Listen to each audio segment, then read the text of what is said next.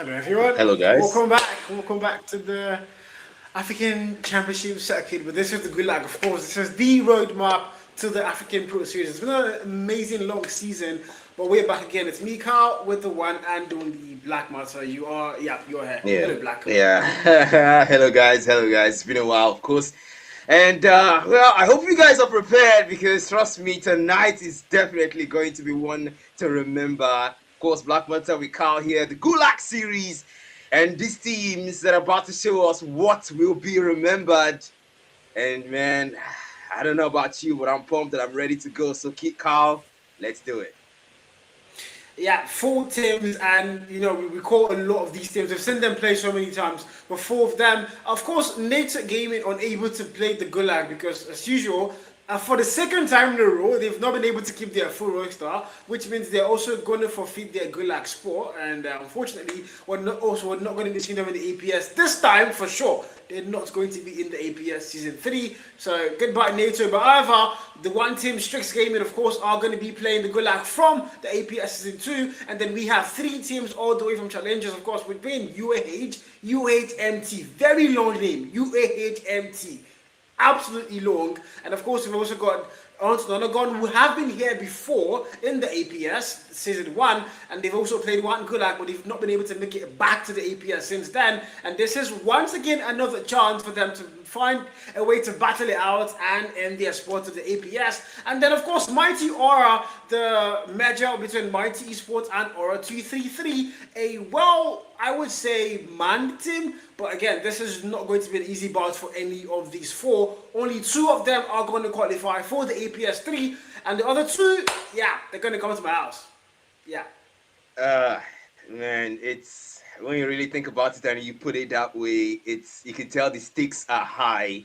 You can only get 2, and you 2 has to go. Unfortunately, that's the structure, and I just hope that's not the case for any of these teams because I do hope they have what it takes.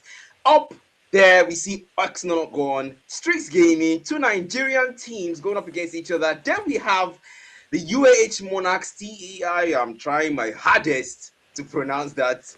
And Mighty Aura. Mighty Aura going up against each other, man. Best of 5. I cannot wait to see what these guys have in store for us tonight. It's the Gulag Series upper brackets, Carl. Nonagon and Strix Gaming, the first fixture up for tonight. We know Nonagon to be a Nigerian team, all Nigerians, likes of Devilman, and we know how crazy these guys can get sometimes. But then, so far, the performance they haven't really been seen in the APS much. But then, I do hope they have what it takes to get into the APS 3, and the Gulag series is gonna show us if they do. Yeah, no doubt. Best of 5. And Hacienda hard points where Kickstarter things off. Fire Range S&D, Standoff Control, Summit hard points. And if we do get there, another Coastal Satch and Destroy. This is quite a couple maps that I think we're kind of used to. We've seen a lot of these maps in rotation in the past couple of months. And not just in the APS, but also across the World Champs, across all the various regions out there. So I'm pretty sure the players, they know these maps like the back of their hands. And it's all going to come down to we want some more. But again, we're starting things off with the Nigerian Derby. These are 2 full-on Nigerian teams, and only one of them, most likely, is going to be qualified for the APS Season 3. They might both qualify somehow. We do have the lower bracket run, so if one of them falls down, makes a lower bracket run, they could also get that slot booked, but it's not going to be an easy bout for any of these teams. In the meantime, however, Nonagon, they've been in the APS Season 1. They fell from there. That was a very bad record on their side. They fought hard in Gulag to qualify for APS 2, didn't work out. Now they have a chance to go to APS 3, and they have to go through Strix, UHMT, and of course, Mighty Aura. But of course, this Strix game though, I want to ask you, put you on the spot, what do you think is going to be happening in this our first matchup today? Yeah, as that point, that's the end up, man. If there's anything these teams have in common, is that they already have experience when it comes to these maps. They must have practiced, they've trained, they've screamed off stream, and they've prepared, playing in comms here and there. But then, to be very honest with you, man, playing in screams and playing offline, it's a much different game when you now play in the real tournament matches. Everything is more calculated, everyone is more strategic, the rotations are more neat, the gunfights are better. It's everyone is just at their top game when it comes to this competition, honestly. But so far, Nonagon Strix Gaming. They are the ones that are going to be opening the floor for the Gulag tonight in the upper bracket. And I can see the prediction tab here. So, honestly, best of 5 ex Nonagon. I am inclining towards them, but then Strix, I've seen what those guys can do. Those guys are good, but I'm going to make it close. So yeah, Strix Gaming takes it 3-2. That's my prediction. Wait, Strix takes it. You're banking on Strix take it. Yeah, 3-2. Prediction. Okay. Prediction. Before you come. Yeah. No, I know it's a prediction. That's why I'm asking again to just double down on the whole thing. I want to be factual that you did say 3-2. So when you bust, I can hold you by a neck. But in the meantime, 3-2 is what Black says. Personally, I think I would want to go down the favor of Nonagon. Like I said, they've had such a should I say an amazing run? Maybe not amazing, but of course they did finish top 2 in the Challenger Series, so they do have what it takes to qualify for the EPS, but they have to go through Strix. And these two teams, both Nigerian teams, on paper, Nonagon do seem to be the better team on paper. But then they haven't really played that much. They haven't really given us that matchup yet, so we can't actually decide. But I want to go towards Nonagon 3-2, but of course it's not going to come down to who gets the first map win. I think that's going to set the whole tone for the entire thing. But we're going to find out. In the meantime, however, our map win Hacienda, this is the Lion's Den. It's a very, should I say, it's becoming a classic hardpoint map. We've seen that map on hardpoint so many times lately that I think it's one of the maps we're very used to casting nowadays and actually playing as well for the players. So I think whoever wins that map could potentially set the tone for the entire thing. But of course, don't forget, that's not our only game today. We still have Mighty Aura, who are going to be facing off against UAH later in the same day. So yeah, but game 1, we are locked in. We are locked in, man. And of course, that put Hacienda there. The rotations are going to matter for the P1. You have Mano, P2, you go close to the driveway. P3, you rotate all the way to Warehouse. Then P4, back to Rocks. Straight close to that P2 there. Nonagon, Strix. We're going to be seeing some rotations. We're going to be seeing some call-outs being given. Of course, the listeners are going to come in, some way during the match. And, man, I honestly believe that Nonagon, they may look good on paper, but if there's anything we've learned from the African Challenge Championship circuit as a whole, is that sometimes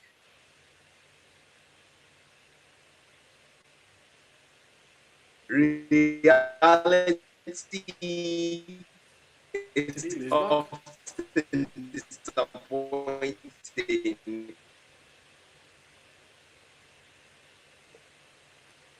Okay. Yeah, we lost him for a little bit there, but he's going to be back in no time. In the meantime, however, Hacienda Hardpoint, we're waiting for them to kickstart things off, and I think a lot of us on the stream, wherever you're watching this from, YouTube, TikTok, whatever platform out there you're watching this from, stay seated. It's about to get exciting. You can also drop your predictions on the chat. Let us know who you think is going to win our very first matchup for today. STX and Nonagon. Again, STX, however, featured for the very first time in the APS in Season 2, and I don't think they finished where they wanted to finish, because, well, the good thing is they didn't finish last. That's a really good thing. NATO did take that spot from them. But yeah, if you're STX, however, you didn't really get the best season out there, and you want them, you got to have a rerun at it, and that's, them playing the Gulag now, trying to qualify for Season 3, but in the meantime, they have to go to 3 other teams, so, man, Nonagon and STX, they've both been there. We can't really say that about the other 2 teams that are going to be playing today. We haven't seen up against our Monarchs TEF Esports, very long name. I can't add the usual thing I add on watch parties. Unfortunately, this is an official stream. Oh my god. And of course, you have Mighty Aura as well, who also haven't been able to, make it yet to the APS, but they both want a chance. But of course, Nonagon and Strix, this is the game that I'm pretty excited to see who's going to be getting this in the back for their side. In the meantime, again, don't forget to leave your predictions on the chat, and hopefully I can read them out and call it out. And don't forget to fanboy towards any of these teams that you do love. This is the African Championship Circuit Gulag Series, and only 2 of these teams out of 4 is going to be making it to the APS Season 3. I think we might have to call for a very short break so we can get our the cast of back online. And then we are going to look. Yeah, of course, as Carl to say, Black. it is apologies, guys. Air Grand Classico, it's already something that a lot of people are looking forward to. Hardpoint Hacienda, then we move on to S&D, and then we move on from there. But then, man, looking at the roster for these teams, we have players that have made quite the name for themselves. I mean, 4G. We have these guys here, man. Strix as well on their end. They have quite a number of players. Devilman, I mentioned Devilman before, and I'm mentioning him again because I know just what that guy can do when you give him the right moment and the right time. He can make those plays that matter. Like he did say one time that they tell Devilman, just go all out, just go all out, right? Go all out. You don't have to hold back, and sometimes the man rampages around through, and I do hope he has some of that fuel because trust me, you're gonna need it if you want to get past Strix. And of course, Strix themselves are no slouch because they also have quite the lineup on their end as well. Don't forget K-Money, Mandem, Corrupt, Zai, and Toji. If we do get to see these guys being fielded, man, they must have come prepared. And Strix, I predicted in your favor, so don't let me down, man. Don't let me down.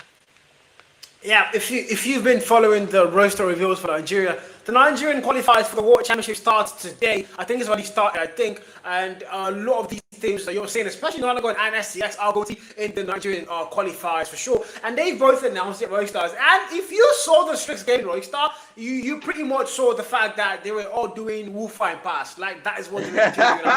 I'm not even, I swear to God, I am not hallucinating. I am not exaggerating. Look at this now. This is why I like production. Thank you so much every time. Yeah. Like, these guys are dragging for, like, the motto of STX is, if you are not fine, don't bother. Like, you cannot play for us. Like, the only criteria you need to be a strict gaming player is you have to be a 10 over 10. You have to be fine, like, a fine man. And you can see that. But again, forget fine. These guys are also really skilled. And I'm pretty sure they have what it takes to put down Nonagon. I mean, look at that roster, man. Cody, Corrupt, K-Money.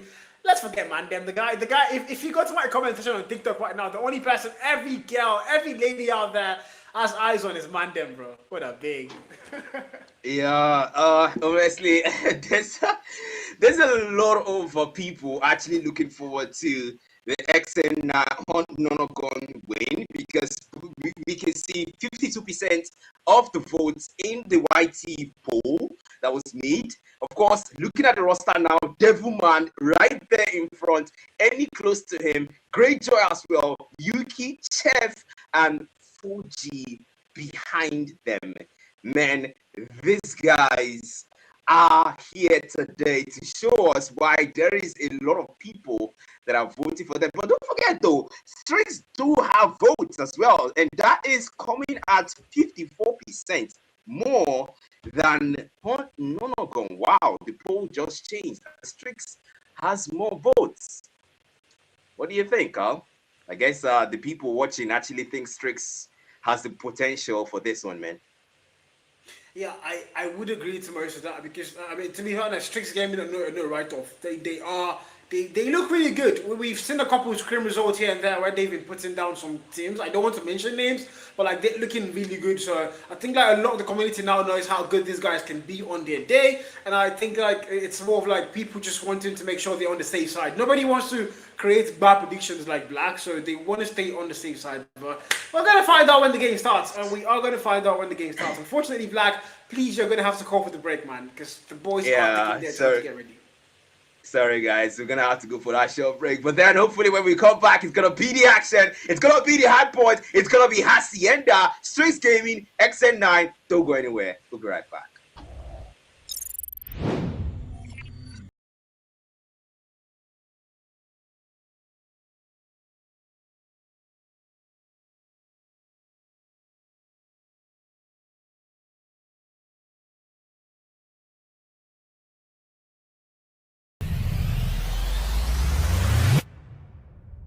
What you say?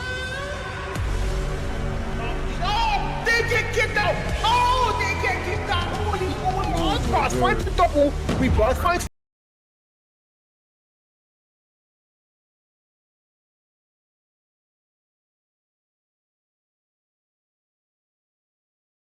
Best one to your swallow, so if you're mighty aura, you don't have spawn for another get a perfect breakthrough. All 4 players fall, make that all 5 players for a freaking respawn. Now the clock. 1 point and mighty aura with the win. Right, this could be it surely. Can Nonagon still fight back? Can they still extend things? They get there first. They have it on lockdown. 2:30 today, but I jinxed it. All going on, so right back in. And it's this. It is definitely this. Month 5, here we go. machine, man, them. They might end things changing now. They might just. That's 3 beats. Man, them. What the heck? The man clears an ASD. Send them.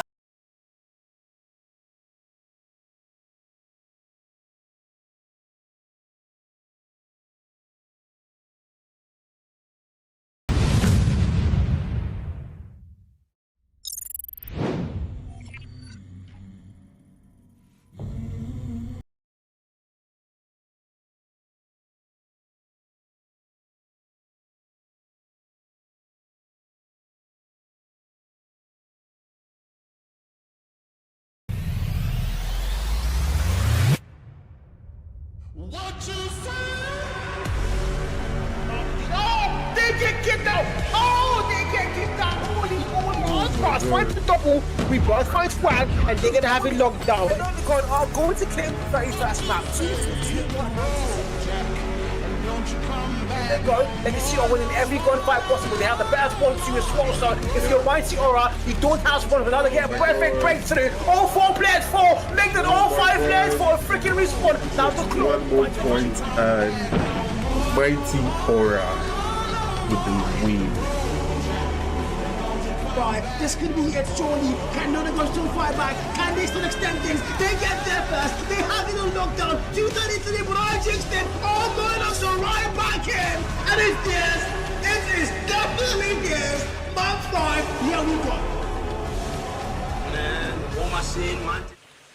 We're back, guys, and of course we will be bringing the action with us. And it's still Black Matter, it's still Carl, it's still the Gulag Series, the upper bracket, Strix Gaming XN9 for the best of 5. Let's see how this goes, because man, predictions are in, expectations are high. Let's see if these teams can deliver. Yeah, there's a lot of eyes in this for sure, and I mean, Hacienda hard when the Kickstarter thing. This is again a map we've seen so many times in the last couple of weeks, months. I wouldn't even say years, because it's been really replayed across multiple events across the year for different denominations, different regions as well. But we kickstart things up now, and look at that bit of a KD. Devilman has been one player you always want to watch out for. We did talk about the man, what Forgy said about him. When they play S&D, the only player that doesn't play according to strategy is Devilman. They tell him, go out, go all out, go behind them, do whatever you want to do the flank, just do your thing, and we're going to play our strategy. And he's like a wolf without a leash, and he does what he wants to do. So that's one player that you're going to want to have your eyes on. Keep your eyes on for the entirety of the hardpoint if you're the side of Strix Gaming, of course. But again, to kickstart things of Hacienda, Black Matter, first game, first cast. It feels so good to be back here. Honestly, man, the nostalgic feeling, man, I can't seem to get enough of it, especially from the map as well. Looking over at the lobby, going through now, we go straight to the fountain, and now we will be seeing these teams run through, because now everything is peaceful. You get to see the view, you enjoy the view and the texture of the map and everything in between. But now, when the view ends, the chaos starts, and these teams will be at each other's throats. Now, moving over from the view, we see Rockstead Warehouse, that's P3, looking good. Rotations around that place will matter a lot, especially when you call it to that P4. But still, these teams know this already, and execution and how they do it, well, that's up to them. We said the best. Yeah, talking about start once again, Strix Gaming did have a lot of success in their APS run. Weren't really able to show up against the big dogs, but I mean, ultimately, this is one of those times where they have to show up. This is against their fellow Nigerian team, their fellow Nigerian brothers, as I like to go and call them. And now P1 opens up, it's Hacienda, it's Hardpoint, it's our very first map in the Gulag Series Season 2, and things are already being chaotic. SCX started things well, they get the hill time first. Nonagon now playing catch, trying to get in there as well, but 3 and 1 on the clock. Team fights, gunfights, back and forth everywhere. Smokes are gonna get thrown, and a lot of smoke. You all know that, and there's a lot of smokes in the hardware now being deployed, and it's all going to come down to full break the hill. SCX come through, and now they clear that hill. 35 more on the clock of P1, and so far SCX have it on lockdown. They have it on lockdown, man. But then, of course, Nonagon, I know slouchy that came on picking up a 3-piece without Switchblade. That's a great start, of course, giving them the gap they need. But how long can they hold on to it? It's only 18 seconds left, but almost in scrap time. Nonagon takes it back. That's a great competition. They hold it in. That's, of course, Game Money coming back, taking out Forge. That's a double. Mandem Force at the double on his own end as well. Nonagon trying their best to keep top for 6 seconds. Strix Gaming competing, but no, Nonagon says, no, you had your fill. It's the P1 here. They take it back, hold on to it. Scrap time's over. P2, rotation's over to that next hill. Back once again, 21 and 16. STX are going to have the lead by a little bit of a cushion there, but they have to go in next first. Rotations are not going to be the exact superpower because they're not going to rotate first. Actually, I take that back. Both teams are going to get there. Oh, when it comes down to the gunfighting, who's going to get is going to be all there. If not, they're going to have to get a breakthrough, and they are spawning all the way at driveway. So whatever they have to do, they have to come through that front door or perhaps the side. And so far, they've been shot down. They're going for a split spawn. Somebody's now having that Rocksman for their side. Doji finds the kill. Greyjoy puts him down finally. Now Nonagon still on the back foot, but they're going to get that break with about 24 on the clock. But they have to hold it down, hopefully, to go and get things a little bit close. In the meantime, STX are still going to have that lead, and rotations are going to be very important as we go make our way towards the P3. You know where it is, it's the warehouse. Now, of course, Nonagon saying out an ankle there. And more Strix Gaming, they know this there. They're gonna try to take him out there to go for the gunfight. But now they don't see him though. The numbers fall. Came one, he taken out. Chef and Greyjoy as well. 42-41 Nonagon. If that hill opens, if they're there first, they're gonna take that lead. But Strix Gaming knows that yes they do. And Nonagon, they take back the lead finally. Ever since the game started, they haven't been able to. But now hopefully they can hold on to it. The first up pop. His Greyjoy comes up with that death machine. Coming through. Who's gonna come through? Corrupts on the other side. He takes that hit. And now 44 bullets out of the 125. But I don't think 150 rather, and I don't think he can make the most out of it. The first shots, Toji, simplify 1, maybe 2, maybe 3, but Switchblade will have to do the rest of that one. Sparrow from 4G, get one, get Game Money now, Death Machine as well, 60-42, Nonagon solidify a 20-hill gap in P3 warehouse. Yeah, so far, Nonagon are going to get their hands on that lead, and that's what matters the most to them. They don't want to let it slip anymore. STX, however, they started to slow it down. That can't be good. Now the Claw finding a double valley there to clear out the hill for them even further. It's all there. Equalizer bomb. Now the operator skills are going to get utilized, hopefully properly, because I have a lot of skills in the past. And they've been a nightmare to watch out for. But this one, Claw has found to adds 2 to the tally as well, still all the way towards Rockstar P4, and who's going to be getting there first? If you're Strix Gaming, rotations have to be important. You've not been able to get your hands on that. That was a literal full 60 on P3. STX found literally no value. P4 opens up. Hot Nonagon are going to get there first. Once again, what is happening? How are we slowing down? They started the game so well. P1 was all theirs. P2 as well, almost all theirs. And now they started to slip it out. They letting Nonagon get that lead and control the pacing of the game. 100-point mark looked in. The first to get above it. And if you're STX, what is happening? Honestly, that's the question to ask, man. They just crossed the 50-point mark. What is really happening? Because that P3 was the beginning of the end for them. Honestly, I did say earlier that once Nonagon are able to get that next hill and able to break out from that lead, they said see ya, and that was a double the score lead they gave them. But Corrupt now comes out with that Switchblade. That's a 3-4 kill. Put down, that's 4 for the Fury kill, and maybe 5 because rotations will matter. I want to back into the P1. They're gonna make sure Strix, come on, take it in 6 seconds. Might this be the comeback, but then Corrupt still holding that Switchblade. System takes it down, make that 2 and make it 3. Game Money adds an assist. Hey, here's your assist. 62 to 110. Strix Gaming take P1 all over again, and maybe deja vu because this was exactly how it started. Strix Gaming dominating P1 as we saw earlier. I mean, predicting out the Devilman. Talked about him being a nightmare to play against, and so far he's done exactly that. But Corrupt as well, this guy, he's been, you know, he gets quiet, then he gets loud, then he gets quiet, then he gets loud again. And so far he's been loud for a very long time. He's not being put down, he's not stopping. P1 opens up, who's gonna get there? Of course, both side contestant, but now STX trying to also get to that 100-point mark. They need to get there.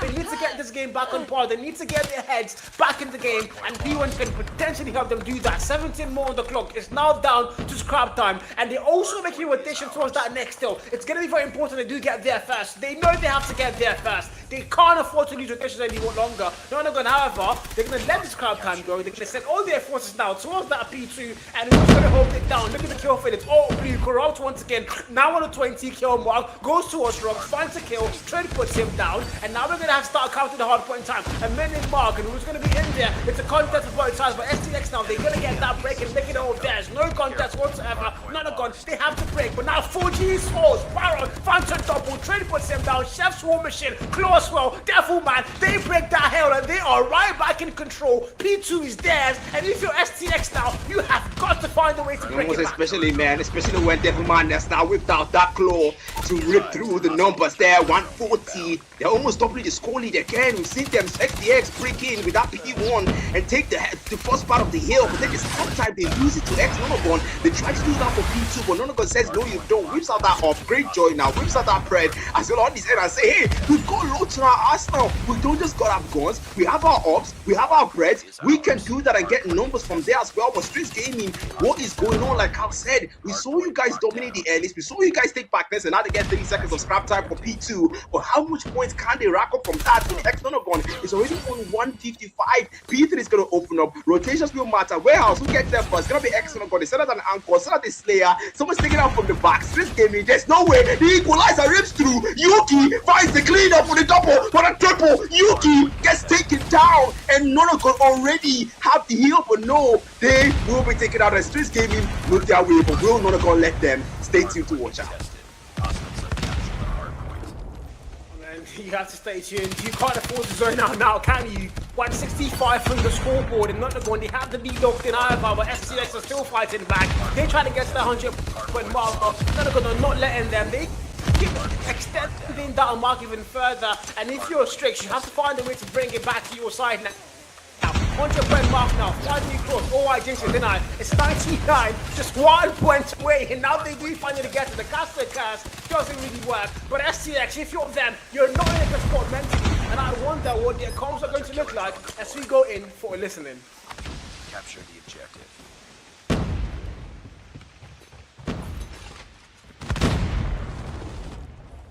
Hardpoint is ours.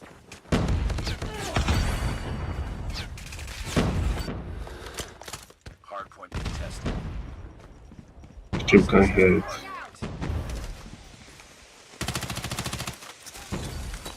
Target down.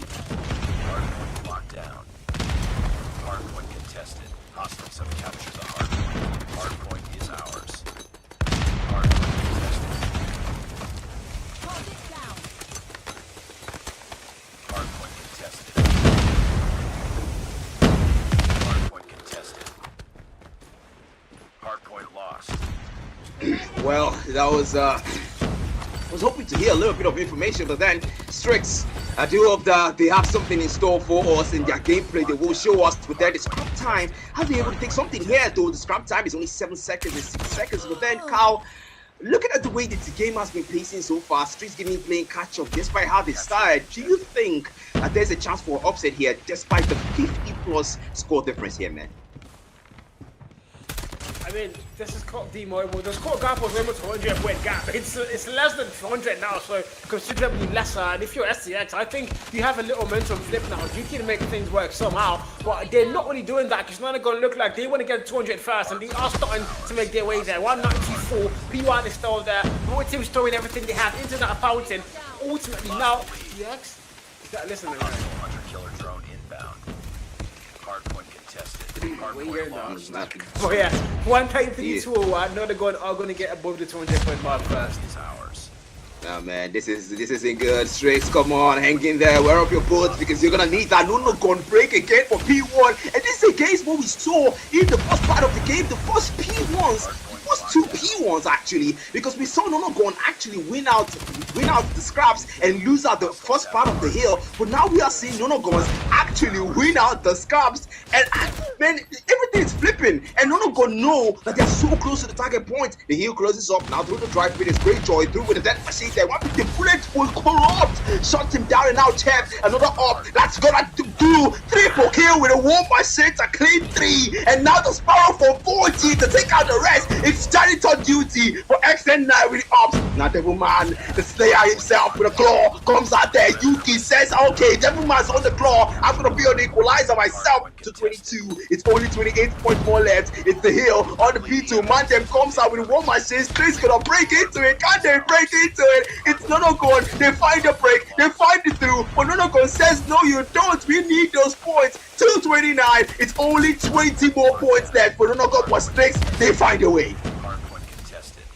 I mean, this is just one of those moments where if you're STX, you started the game well so freaking good and now you started to fall off so heavily. Nonagon having a lockdown, 13 more on the clock, and it's all down to business here. P2 might be there, but rotations are once again the important keyword. Who's going to be getting there first? Look at that mini map. There's already player number 2 being sent all the way to P3, having to lockdown. So Nonagon know what they're doing. They want to close things off here and make the map there. So the best of 5, first to get 3 maps with the Hurricane. Nonagon are on the edge of getting the very first map. But look at that again, STX again. Bad rotations. They're not going to get there first. Don't be able to get that repeat time. Finding a double kill. Find 2 players, push them down. Corrupt with the final blow. And everybody in Nonagon are going to go for a respawn. It's STX. They might not be to the party first, but it doesn't matter. We are going to arrive fashionably late. They are going to break that hill, and now it's going to be there. 187, 230. Nonagon, they've got to find a way back into that hill. But right now, STX is not letting that happen. They're fighting back. Gunfights are going crazy. Corrupt finding one. K1 finding one. 14 Devil Man for a break as well. But they're not letting them get that break. It's all blue on the hard point time. 22 more on the clock. Nonagon and they answer back. STX about to break that soldier point mark as well. But look at that. Oh, the AR about 27. Croft finds a double bread. They are going to break that 200 point mark. Oh, 460 is all they needed. And now they need to go towards P4 Black. And it's going towards P4, man. I gotta find out what Strix comps are like, man, because this performance change is something we gotta listen to. Let's go for a listening. Man, them behind you. One behind me. One inside OBJ. Pick on them. I'm getting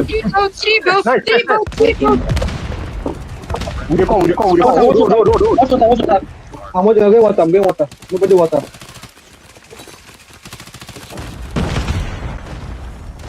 Two more. Nice. Just control. Come on, you run back to people. 3. Game, nice. Nice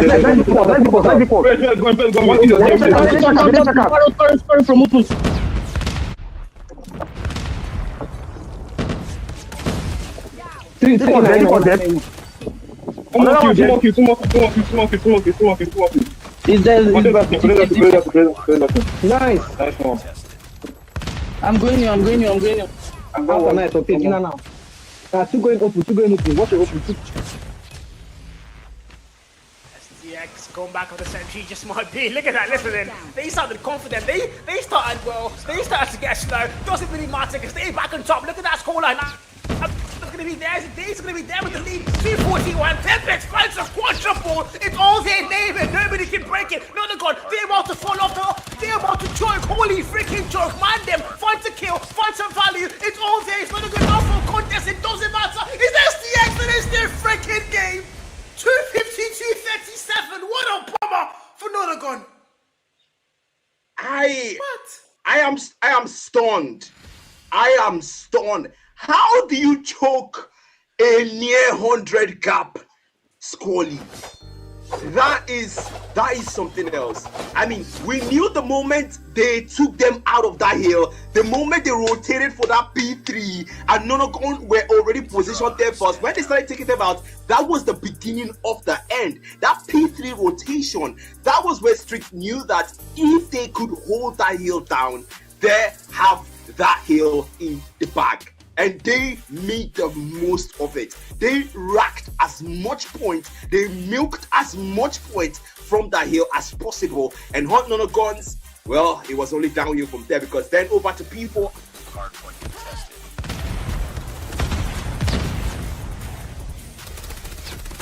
Hardpoint lost.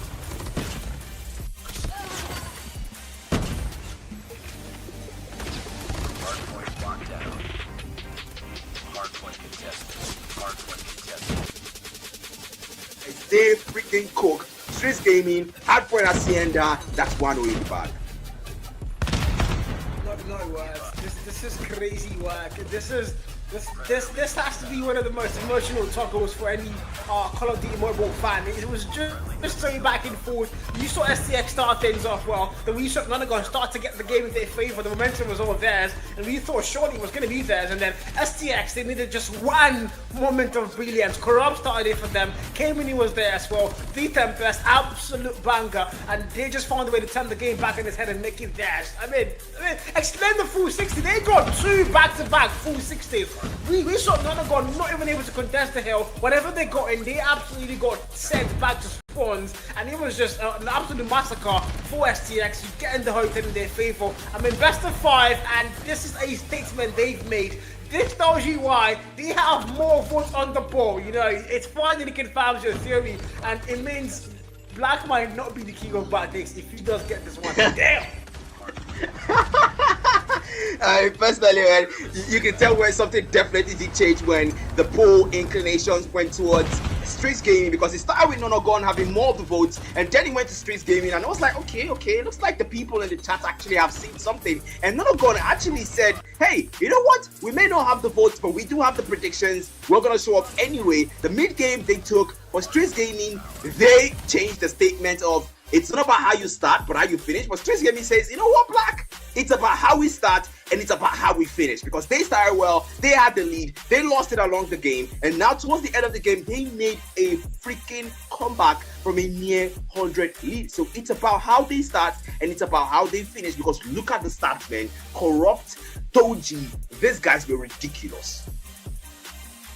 And the number tell you a story there that not a lot of mouths can tell. 55 and 52 at piece with Doji and Corrupt. Those two players with everything in their power to make sure the game would still be theirs. The hardpoint time was sort of 2 minute mark, and not a lot of time you get to see that in comps, but Doji able to get above it, 2 minute mark and counting 207. I mean, you can't even fault XN9. You know, they fought back. It wasn't like they got destroyed or anything, you know. It was a close game, it was a back and forth, but they somehow were the ones who choked. We thought it was going to be, STX started well and they did not finish well, but the story was the reverse actually. It was X9 they did start well, they picked up momentum at some point in the game, they made it look like it was going to be theirs, and then they let STX back in the driver's seat. Yuki on 57 kills, that is going to be the highest in the entire lobby, but unfortunately it's not going to be enough to do the job for their side. But look at that, literally everybody above the 1 minute mark. Chef, the only player not there, but 58 on the clock as well. Ridiculous close, but it's just not going to be enough to give them the hard-point Hacienda. But I mean, this is a best of 5. It's the upper brackets here, semi-finals as I would call it, but it is not over till it's over. It's a best of 5, and don't forget, first to get 3 maps takes the entire thing home. Firing Range S&D is where we make our way to next. And if you're STX, you're quite fired up. You've got the first map on lock-in. It's totally yours. Can you now double down, make it 2-0, or are we going to have to go to a map 4 and potentially maybe a map 5? Well, if you're Strix Gaming, you only need 2 maps now. That's where you stand. But then the potential map 5, because technically in my prediction I did say 32, 2 in favor of X and 9 and 3 in favor of Strix. So definitely I was looking at a 5 map potential. And S&D on firing range. You gotta say, this is a sniper's den, because man, you do have fragile obstacles where you can shoot through, and also good positioning, man. You gotta tell me, because Jesus, the snipers, I cannot even begin to imagine the wall bangs that will come through in this map. But then look at the map, and speaking of maps, it's Arsenal takedown for hardpoint and combined takedown, which we just saw, and then meltdown S&D takedown for Strix, and slums where Jared lives takedown for XN9. Yeah, further down the line, Crossroad and Raid being put down. I think I can understand Raid control being banned. It's really too popular, and I think it's always a 50-50 bet. You don't ever want to go and fall into that Raid curse category. But for Crossroad, however, I think it's one of the maps that I love to cast and I love to watch. So it really hurts me to not see Crossroad strike. But yeah, it is what it is. These guys don't like how. I'm not surprised about that one. XN9 4G, one of the most banging S&D players you want to watch out for in this particular matchup, especially for the fact that he's a nasty sniper. He's one sniper that's going to be putting bullets through you and in you if you're not careful. You want, especially on the map like fighting range, there's so many wall bangs, so many good angles, and now they've already kickstarted things off. STX and XN9, it's all down to this. If you're STX, you have the maps lead 1-0 on the best of 5, and now we're going to came with the aggression, finds the very first kill, first blood gets drawn, and now they're going to open things up with a massive statement there. Grim's not able to get 1 in 10 exchange there. It's going to be the boys simply now finding value as well. Look at the kill feed going berserk, and that happened all too fast. Get ready for the next round. I wanted to ask a question. Was that hard point? Because what? Yeah, it'd be like so. Probably, yeah, maybe. Because what? I didn't even get a chance to talk. I didn't even talk in that round. That's crazy. Honestly, these guys, they gotta chill. But then the nade's gonna be thrown. That's Mandem now throwing his.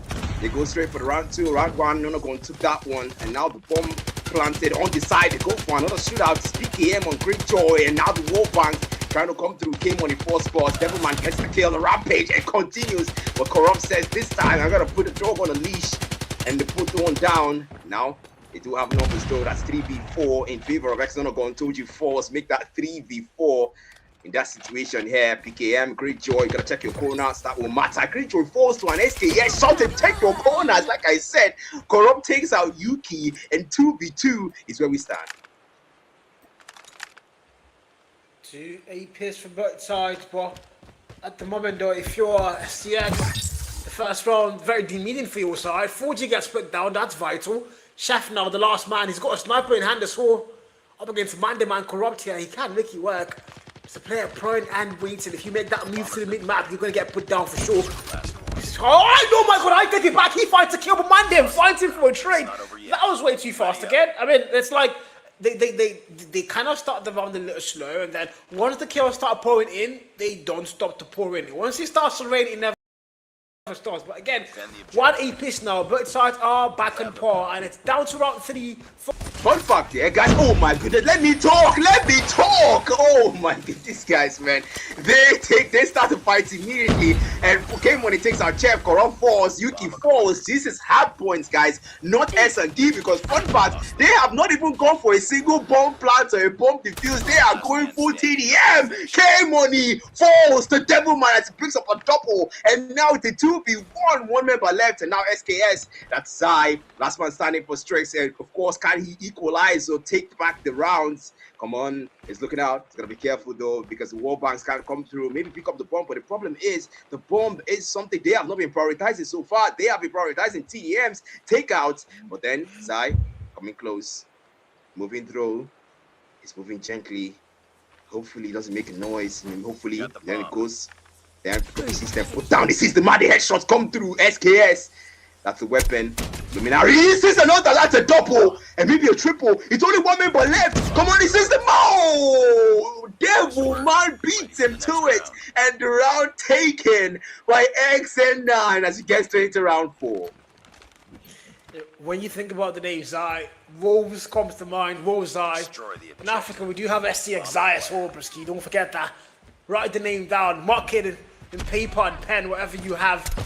So far, 4G on the 0 kill mark. I mean, the production curse, I think that's the thing we have to account for now. If production push your name up on the starting screen on the map bureau, you might just get a curse. 4G on the 0 kill mark alongside Doji. Not the best start of the game for those 2 players, but in the meantime, Chef gets put down. Yuki finds the kill. Doji puts him down as well. So numbers are once again 3v2, 2v3. Nonagon are not going to have it in lockdown, but again, they do have the round advantage. And looks like it's a take 1 round, and now take 1 round game they are playing at the moment. But 4G might finally get his first kill. Yes, he does. Perfect timing there. And now he's left to clutch a 2v2. The bomb has not been planted. Bomb has been planted. He just got there. He just got planted here, man. Strix gave me finally for remembering that this is an S&D and not a hard point. And of course, like he did say, man, take 1 round, I take his. But this time, going by that logic, Strix Gaming should take this one because they have the objective already locked in and only 25 seconds left. So X Nonagon, you're gonna get that defuse in, man.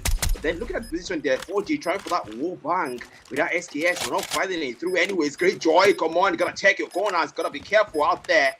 And now rotation will matter. 40 sees the ball. Oh, that's one in the SKS. And now they go forward, they hide it through. They see the man slide outside. Is the SKS a double? The man does not flinch, gets the kill because it matters. Secures the win for Strix. And like how they say, take one round, I take one as well. Yep, the logic definitely applies. There's no doubt there. Take one, I take one. Now, well, if you're not going to, it's your turn. It's my turn. I like me do my team. That's the one thing that's going to be probably in their voice and comms right now. But Kane, when he doesn't really answer that, gets first blood. Yuki gets put down. So at the moment, if you're inside of STX, I don't think you're willing to let them get their own turn out here. It's not a gun. They now have the numbers disadvantage. They have to make something work out of nothing. Bomber, when you did get planted at the east side once again, really fast plans, prioritizing objectives. I do see that Mandem finding a kill, Trade puts him down. Devil Man, the one player you can't put on a leash. The 8th kill mark in hand for him, the highest in the entire lobby, but they can make something work. 4G now, trying to get that flank onto Trailer. He might get lucky, pistol fills him. 4G falls, Sign fights one more, Devil Man gets put down. The last player, Greyjoy falls. It's like that STX are going to claim 2 back-to-back rounds for the first time on fighting range, Satch and Destroy. Unbelievable, man. Somebody got to watch out for Zai, man. That guy is something else, honestly. Highest kills in the whole lobby. He's been 7 kills. Actually, not him. It's Devil Man on the other side. So, gonna say highest kills on his team. 7 kills, and on the other side, 8 for Devil Man, of course. Who else? The War Bank tryouts, and now came on the falls. Devil Man gets the double. I said, Sai, you know, come close. That's 10 kill mark for the man. Corrupt puts Devil Man down. Finally, the shutdown needed, and now another takedown. Corrupt falls. That's Yuki saying, you take it out, man, we'll take you out as well. Yuki taken out by Toji, and now 3v2. Numbers not tied up. Numbers tied up. They just had to make me rephrase my statements immediately. That's Mandem for the kill. Ramset Bows 27. It's 2v2. They've got the numbers tied here, Carl. Numbers on port. Chef and Great Joy. Look at that map. There's one player all the way towards jungle, I think. That's going to be Chef, yes, going towards jungle. Wow, Great Joy as well. Toji in a very tight spot there. He's actually surrounded in the mins, but he can make something work out of nothing. He's got a sniper in hand. There's a player behind him. Oh, unfortunately, not the time. Chef puts him down. And once again, we're back on par. Nobody's letting this, go too far away. I mean, the hard point was very much more back and forth as well. But we saw almost a 100-point gap. We saw crazy gaps here and there. But in the S&D, they both like, you know what? We're gonna keep things as close as we possibly can, just to make sure nobody gets their mental takeaway when they think they're on top and leading it. But in the meantime, round 7 opens up. If you're STX, you had the lead for. I mean, you got 2 back-to-back rounds. You're the first team to get 2 back-to-back rounds. So the mental game should probably be in your favor. But again, I think it's Chef now with the first kill. Torch is gonna get put down. And finally, there's nobody with doing no shops. Everybody has a kill in the entire lobby. Win. Yeah, I mean, it involved me kind of type mentality here. And now Corrupt and Mandem, they push together. That might be a bad spot for Devil Man as he falls. And now 4v4. The Corrupt is very low. He's able to heal up. Good thing. They're going to need that man in line up there. But Great Joy is still persisting in that. Whoa, oh my goodness. That was nasty. Mandem. The Nates find one. And 44s as well. That can't be good. It's only 2 players left for X and 9. Zai and Kim when he take it down. Chef and Yuki. Chef's cooking all right. That's for sure. And 2v2 is where we stand. They got the numbers tied up. Mandem crouched around that area. He's holding.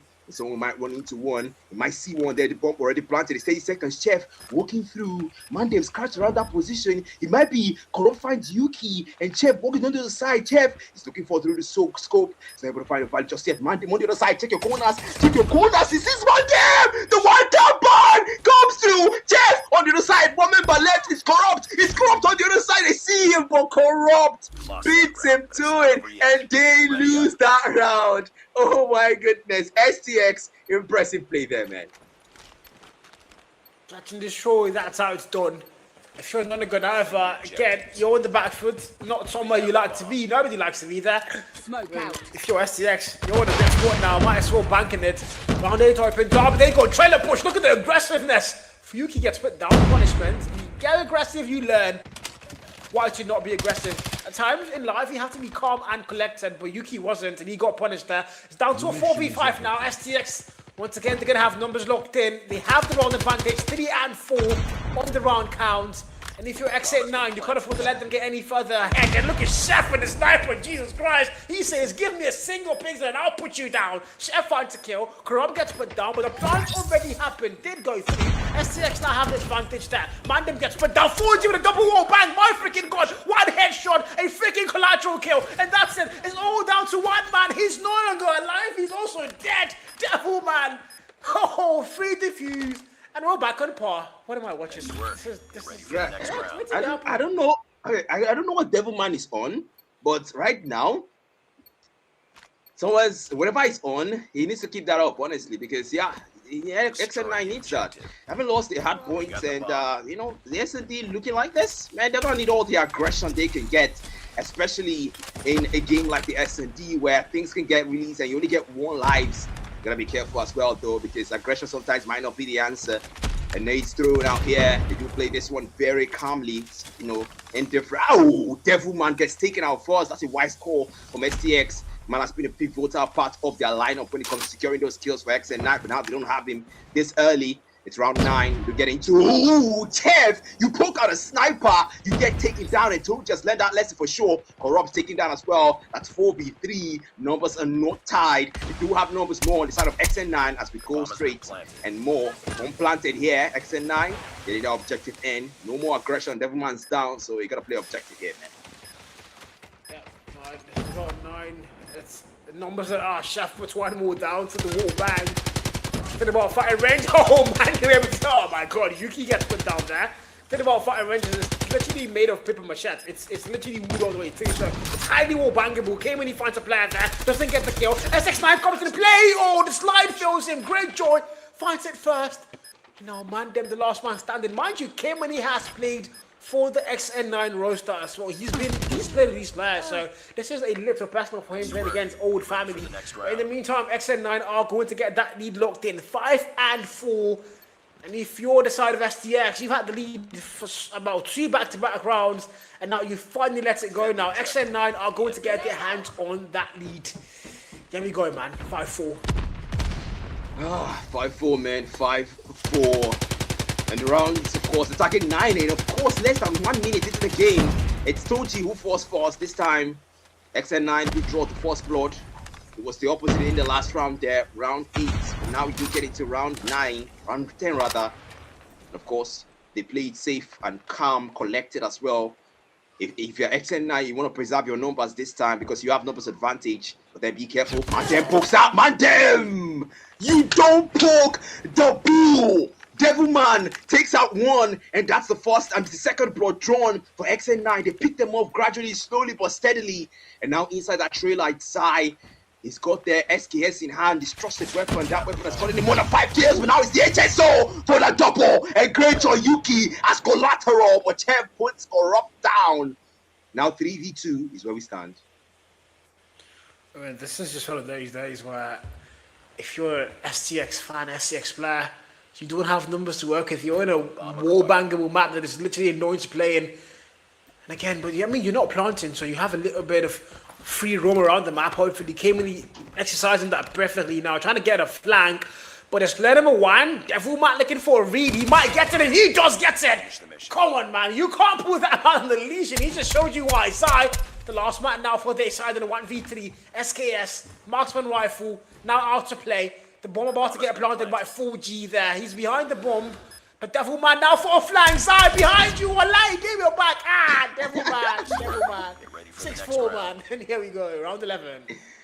Honestly, X and I played that one pretty well. They played it calmly. They played it tactically. They also did pickoffs. And XTX just couldn't react in time. First blood draw, second blood drawn, and he just went downhill from there. And they couldn't keep up, but then round 11 is where we're going to. Toji being taken out first, and now Yuki almost being the collateral in that outcome there, but he's able to survive. Devilman take it out, and first ball drawn on both sides, 4v4. So we stand. That's a great start for Strix. Usually, when Devilman is taken out early, that's a good sign for Strix because they know they now have gun advantage when it comes to those gunfights, at least to a degree, that's for sure. Now 4G camped around that sack. He's waiting for who's gonna poke or who's gonna pop. But he's gonna be careful though. He's gonna watch his back and watch his corners as well. Corrupt on the other side. He sees the man there poking out. That is the wrong move. 4G. Learns his lesson. We'll be back in the next round. Round 11. That will be round 12 rather. Zai with our SKS 3v4. Strix have the numbers advantage here, man. 3 versus 4. Not going to have to make something work once again. They have to be locked in by 2 rounds. That's important now for their side. Yuki on the 6 kill mark. That's in for Chef. Score.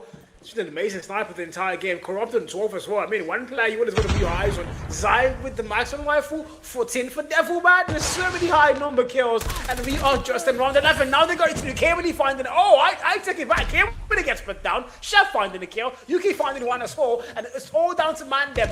Pretty boy and STX up and Corrupt now. Let's but get that clutch now. Shots gone. Corrupt able to get one value. Might get a double. The push doesn't happen. He's in a very bad spot. He knows that. But they know.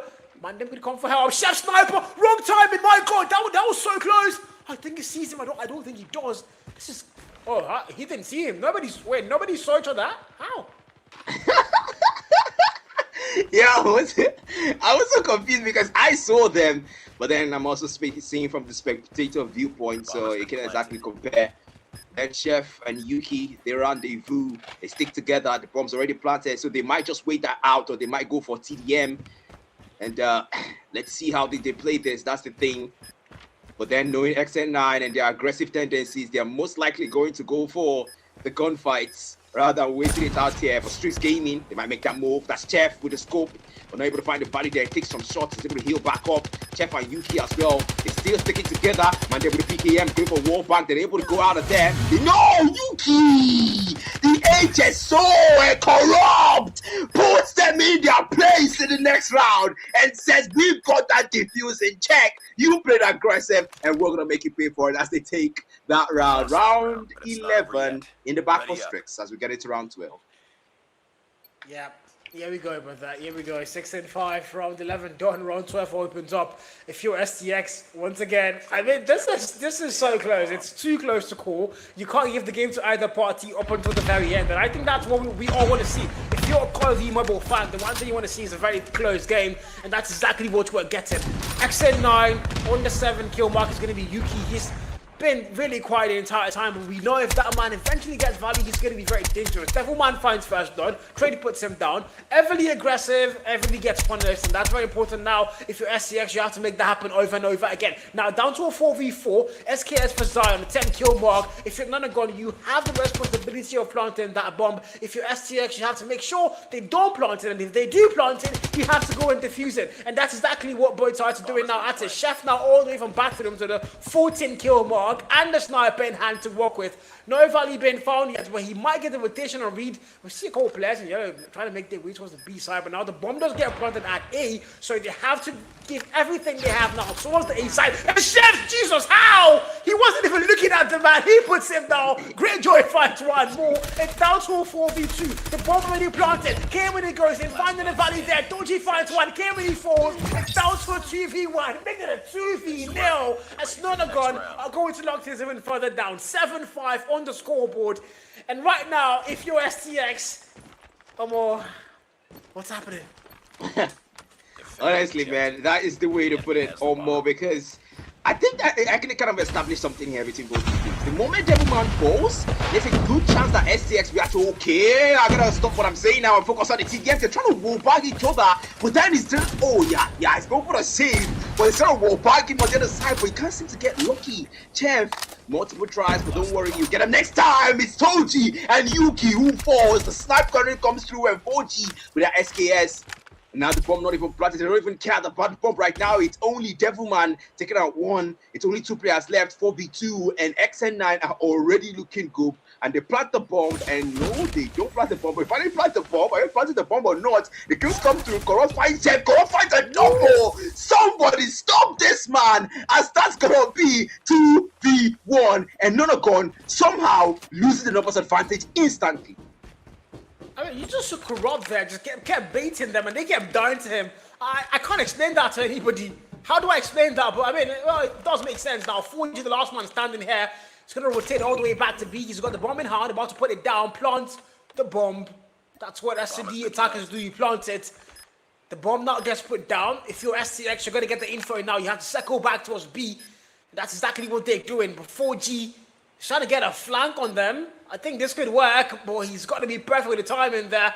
I don't think they have any idea whatsoever where he is now, because they're going from jungle, and he's all the way over here, and he might get them off guard. Both players making that circle in. Time on the clock, 20 and counting down very fast. Whatever they're going to do, they have to do it perfectly well. SKS now sees one, but now they know where you are. Bad timing maybe. Can he still play time? There's 2 players. It doesn't work. Oh my freaking God. Are they body shooting? I swear. I just saw. Oh gosh, shoot the body now. Complete it. Lost that round. It's not over yet. Ready up. I guess they chose peace over violence in that instance there, man. But honestly, STX hanging in there. And but then we cannot do this forever. Target point is 9, and there's only 2 rounds left for Nonagon and 3 for Strix. Who's gonna get there first? I don't think there's an overtime, or is there an overtime production phase of safety? And the smokes and the nades. Devilman fights Corrupt first. That's a great takeout. And a very vital one. That's a double for K-Money. It's a triple for K-Money. Oh my goodness. K-Money shot down by Greyjoy. Valid 2v2. And that's where we stand. Numbers are back in par once again. Devilman, Greyjoy. 7-10 kill mark for the man that scored the Devil. I think I lied with that name there. 7-10. So G and 4. Making that move from bathrooms now. Surely but slowly in. The bomb is getting planted. He sees the man planted. Puts him down. Vital. But the bomb did get put down already though. So now down to a 1v2. He felt Greyjoy. A flank on the flankers. But Doji knows. Doji freaking knows. Perfect fusing, and now it's theirs. STX are going to tie things up. 7 APs. Ready up. Wow. Unbelievable, man. Honestly, the literal back and forth between these teams is wild. How they keep happening at each other's throats and somehow still keep finding their way back despite whatever gap they have. It's just honestly impressive, but still, you gotta play that one well. You gotta consider that these teams already understand how they play by now. Hardpoint lost by XN9 and S&D, they don't want to lose this one so far, but the gunfight still come through the wall banks as well. Yeah, let's see how that goes, man. We're gonna find out what happened, but I'm so excited now to cast this game. Toji just delivered an absolute banger, no doubt. But man, they're reloading. Wrong time in there, unfortunately. Toji finding a kill. Toji, Makami now. Toji finds a double there. Puts 2 players down. Sniper perfection is the word. And it looks like STX are about to get their hands on that. K when he puts down Devilman. Chef gets put down. K freaking money. Cashing out from the bank. 7-8 on the board. They've got match point. They've got everything point right now. Nonagon, they had the lead by heavy. 7-5 and now it's 7-8. 3 back-to-back rounds. And STX look like it might just be theirs. Bomb acquired. It just might be theirs, man. So far, you're gonna be honest with yourself here. This is a gaming from both these teams. Whoever the winner, whoever the loser, both these teams put in the effort because we are so close to the target point now. This might just be the final round if XTX have this one in the bag. But XN9 show have put on a show. 20 kill mark for Corrupt. See that slide, single wall bang. That might have worked. But Jeff, now you provided it. Double tries, but still, one day you'll get it, bro. One day you'll get it. That's odd. One day you get to this world, man. 7-8, 7-8, and I mean right now they looking very slow. They don't want to give SCX any comfort whatsoever. Corrupt is there. Oh, the hit marker. Jesus Christ, confirms the kill. Shotgun still in hand. Greyjoy gets put down. You do not push Corrupt, I swear to God. 22 kill mark, and he's absolutely obliterating everybody. 4G, I think he knows. Maxman rifle there. Corrupt sees him, and now they dance. But the better dancer wins. Doji puts 4G down there as well for a response, and that was down to a 2v4. STX about to get the full-on comeback. Nonagon from 7-5, it's about to become 7-9. The choke of the century once again. They choked Hardpoint. They're about to choke S&D. They might be choke Nonagon. Well, you are renaming them in this instance, but don't forget you did predict in their favor. So, well, I guess you might want to retake the name here. But speaking of Devilman, in this case, it's close to UK. They rendezvous and they meet up. The bomb not planted. They go for the fight to the PKM. Wall bang comes through. Man them. maybe, just maybe one more. Devilman, the Boo himself, can he 1v4 this? He goes for the smoke side. The man want to push the man there. He goes for the spare side. He knows the smoke has given up the location. Devilman, the Boo moves through, and that's one down. Maybe a double, but no. Toji says we know what you are, and Strix makes Nonagon choke. S&D in the bag. One more map. You know how it goes, man. You know how it goes. This is when I really want to play that song. He knows. He knows. He knows. You know. I mean, he knows, bro. That song. It's a Kanye. I think Kanye West song, bro. This is just my freaking god. STX now, 2 back-to-back comebacks on the map for them. This is how to make a statement in the Gulag Series. They're going off against their fellow Nigerian brothers, but there's no brotherhood here, man. They want war. They have declared war, and so far they are winning the war. So if you're XN9, I don't even know what to say. I mean, don't forget, this team were in the first ever APS Season 1. They could not make it back to Season 2, of course, on the Gulag. And now Season 3, once again, they have another chance, another shot. But it looks like they're falling down to the lower bracket. But again, don't write them out yet. It's a best of 5. First to get 3 maps wins the entire thing. Week 1 of the Challenger Series, we saw that happen. Legacy and XN9. The scoreboard looked exactly like this. Nonagon had the lead, 2 back-to-back maps claimed, and then we saw Legacy claim the next 3 maps to make it a 3-2 reverse sweep. So if you're Nonagon, I mean, it did get done to you, Shao, but you could do it to somebody else now, you know? You never can write that off. Yeah, you never can write that off, man. Now, looking at the stats here, Corrupt 22 kill mark, absolute beast in that lobby of his team. And man, on the other side, the only person that can actually match up to him and his team as well is Devilman, the Boo himself, 18 kill mark. And 158 impacts, 176 for Corrupt, the South African player making a statement in a Nigerian derby. Well, this actually gives me a whole new meaning, man. This gives a whole new meaning to it. Yeah, I kind of forgot it was actually a South African. I forgot they were like, okay, everybody else is NG, guys. Zai is NG is also.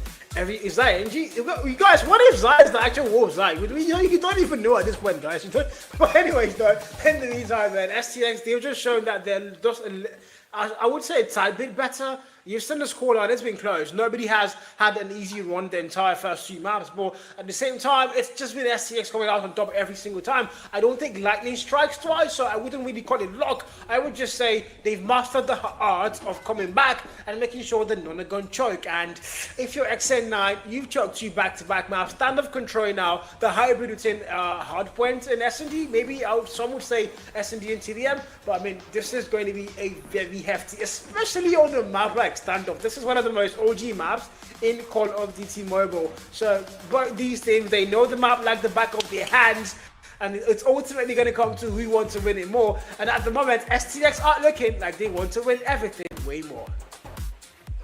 Yeah, who wants it more? The question asked and the question answered by Strix. Control Standoff is where they will settle things out. And if you're ex-Nonagon or XN9 for short, you have to make it start here.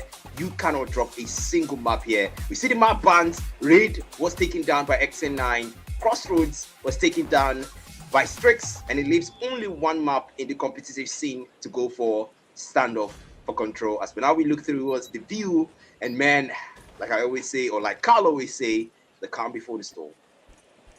Yep, the calm before the storm it is, brother. This is it. You get to take the beauty of the map. This get AC was down. I know they get AC for the house. I don't know, because when you're at the house, guys, it's all bullets and nades and smokes. I don't know why do you need AC, guys? I don't understand. The house is burning. He's burning. Why is there AC in the house? It is.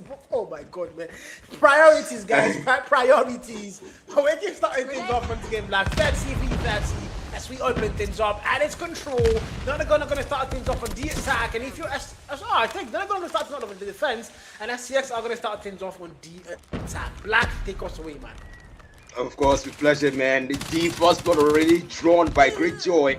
And when these guys, Devilman already running rampage, double kill picked up, and 28 to 24. They may be on the defense, but man, these guys are actually playing like they're on the attack, because 28 to 22 is wild, and no single tick locked in or even attempted by Strix. XN9 are definitely locked in.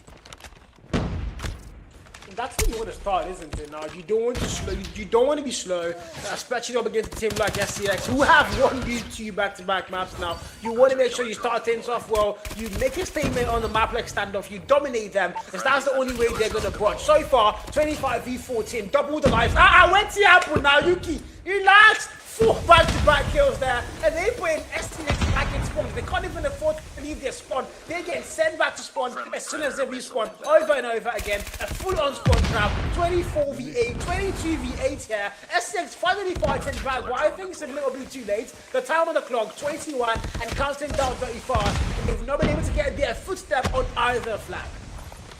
It's crazy, honestly. They don't have a single tick on either flag. It's 90-6, and no more respawn soon. Actually, yeah, I called it. No more respawn for Strix. 4 players left, and man, this is just utter decimation from Nonagon for the first round of control on standoff. And if we're looking at rounds, I think we can pretty much say XN9 has the round 1 in the bag, because on the defense, they have actually made a statement. 4G closes up with a split play double, and that's round 1 control in favor of XN9. Yeah, I'm just checking the poll right now in the chat. 9 votes, who wins control standoff? Luckily, I never vote. Look, I go vote Nonagon, sharp. Yep, I just voted Nonagon for the win, guys. Round 1 in the bag. And if you're STX at the moment, this is the worst possible start you can make in control standoff. I take that back. Look at Corrupt double nade there to kickstart the round off on their side. 28 and 29 apiece now. Both sides are giving everything they have, and it's all going to come down to one of them. Yuki now with the Tempest. I mean, bringing the Tempest out in your own spawn, I don't know if that's the best call to make, but I mean, there's a reason I'm a cast and not a pro player, so I'm going to respect it. Yuki now able to get 1 value for that one. Equalizer as well being popped out in his own spawn, Devilman.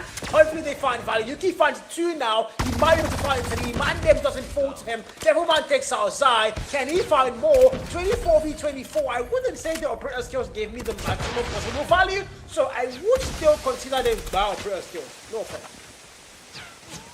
No offense indeed, and I do hope they didn't take that one. But then 23-19, it seems to it's almost like whoever's on the defense seems to have better gameplay, because Strix were on the attack in the last game, and well, we know how that went. And now they're on the defense, and Nonagon on the attack, and it's the reverse of the situation. Only Nonagon were more dominant at their own, but let's move past that. Devilman with the claw opens up, and that's Corrupt take it out there, 19-14. The life close, but not that close, because now Mandem takes out 40 with a nail. Corrupt falls. That's the vital kill. 18-12, 86 minutes and 18 seconds. Somebody's got to stand on that capture, because they've only got 15 seconds left. Make that 30 seconds count.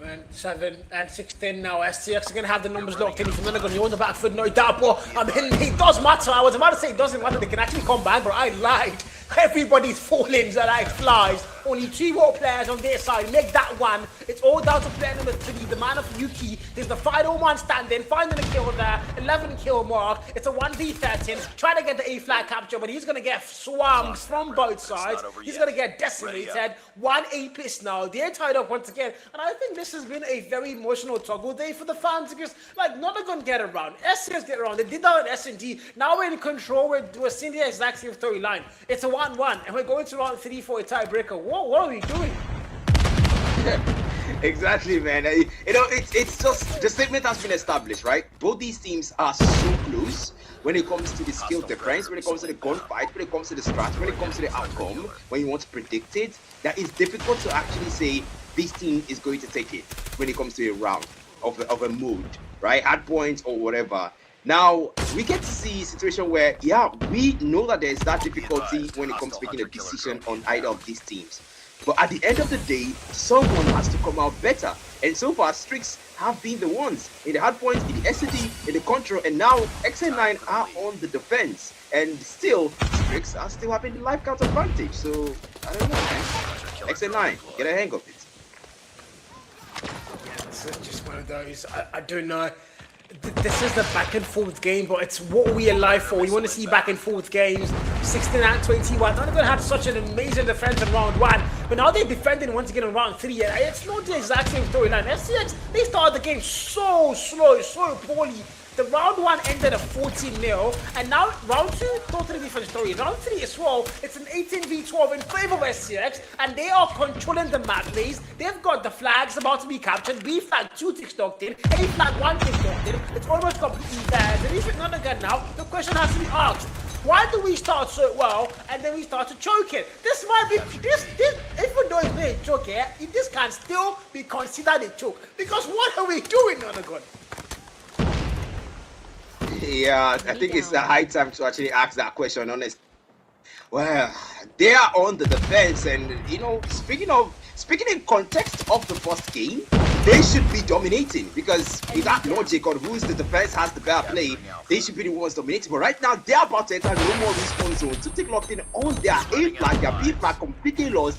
Now they're in the respawn zone. 4 players left. Strix Gaming might just close things up here. 11-3. Sai whips out that claw to try to end things here. And yeah, GG, actually that was in a brawl. And Strix Gaming 2-1. This might just be the final round, Carl. Come, Nonagon, Unade okay. No, I'm not a Nonagon fan, but like, bro, I predict there's something, guys. You want to make me bad take? What do you mean 3? Are we about to say a 3-0? Let's see if they're about to give us a 3-0 here. I would say 3-2. I haven't given Nonagon 2 months. But right now, SX not looking like they want to let that happen. So far, round 4 loads in. SX are going to have the lead locked in as well in the round. And look at that kill. Been going well. Corrupt. This guy, he's absolutely corrupt. He's absolutely insane. On the 13 kill mark, finding more value. Devilman equalizing now. Finding the very first kill. Make that 2. Might make that 3. He might even get 4. There's one more player ahead, but he doesn't commit to that one. He backs it down somehow. I don't think he saw the guy there. But 25v24, however, not going to have the knockout by just the 1, but they can make it work somehow, hopefully. Devilman with the 4 equalizer kill there. Finally finding good value for the operator's kills. And if you're STX now, just don't slow down. What are we watching here? That's the question I gotta ask, but then I would like to listen to the corpse of Nonagon, because man, so far they are actually trying to hold their own in this what might be the final round. As we go straight for a listening, let's know what's going on with Nonagon's corpse. Fuck! I still got me. He's in blue. Operator, no save that, no carry that operator. This on Delhi. Guy, this Delhi control. He's pushing our spawn from Delhi. He's in our spawn, chef. You're back. Oh, they got me. He's deep in our spawn now. What? Which I did that? Oh, at the back, yeah. I did their spawn, chat. When I did. No, it's Adicom, Kelly, Adicom. Ah, they don't catch me. Farm. Wait, now we the cap, don't forget to. Somebody Delhi. Dead. Proceed our spawn, deep our spawn. We close here for that matter. We need to capture. We need cap. Annie got me. Where's the Annie? You got me. Bottom granny. Wait, I didn't see. Hey, one person for me. Annie. Oh my days. Oh, one more. Oh, shit. Your left. Lost the lead.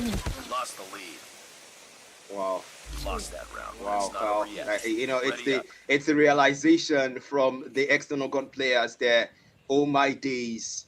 That is the realization, man. When it's over. 3-1 loss to Strix. 3 map loss to Strix. How bad can it get, man? How bad can it get? And this is exactly how bad it can get. Yeah, that's a question that I don't think Nonagon would want to ask. They now know how bad it can get. And obviously, it's not good at all. It's really bad. It's terribly bad here. 3 back-to-back maps put down to STX. We talked about this with the Nigerian derby. The only 2 Nigerian teams are in the Gulag Series, and somehow they're not even close. On paper, I did argue the fact that on paper, Nonagon do seem to be the better side. They're the more experienced team, however. They've played a lot more T1 comps. They've played against teams like S7 and Eclipse and actually beaten these teams in the past. So seeing them fall off so poorly and losing a 3-0 best-of-5 series to STX, this says 2 things. Either Nonagon have fallen apart completely, or STX have improved exponentially better than they were last season. But ultimately, you can't deny the fact this was just not the Nonagon that we used to know. STX clearly wanted it a lot more, and the stats are telling you that exact same story. Exactly, man. The stats tell us what we need to know. Honestly, the last listening we had, you could tell that a player said, with the capo, And that's to tell you that they have to remember that control is not just a TDM round.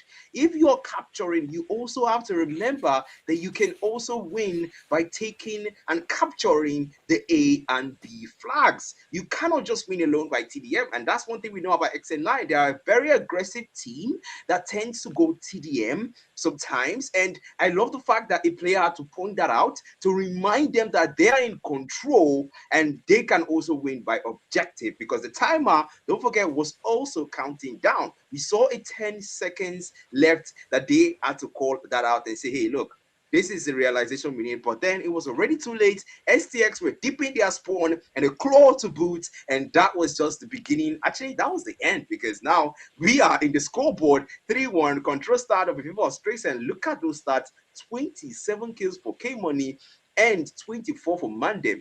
W's, man. Yeah, I mean, I'm looking at the stats right now, and low key, I don't even know what to make of it.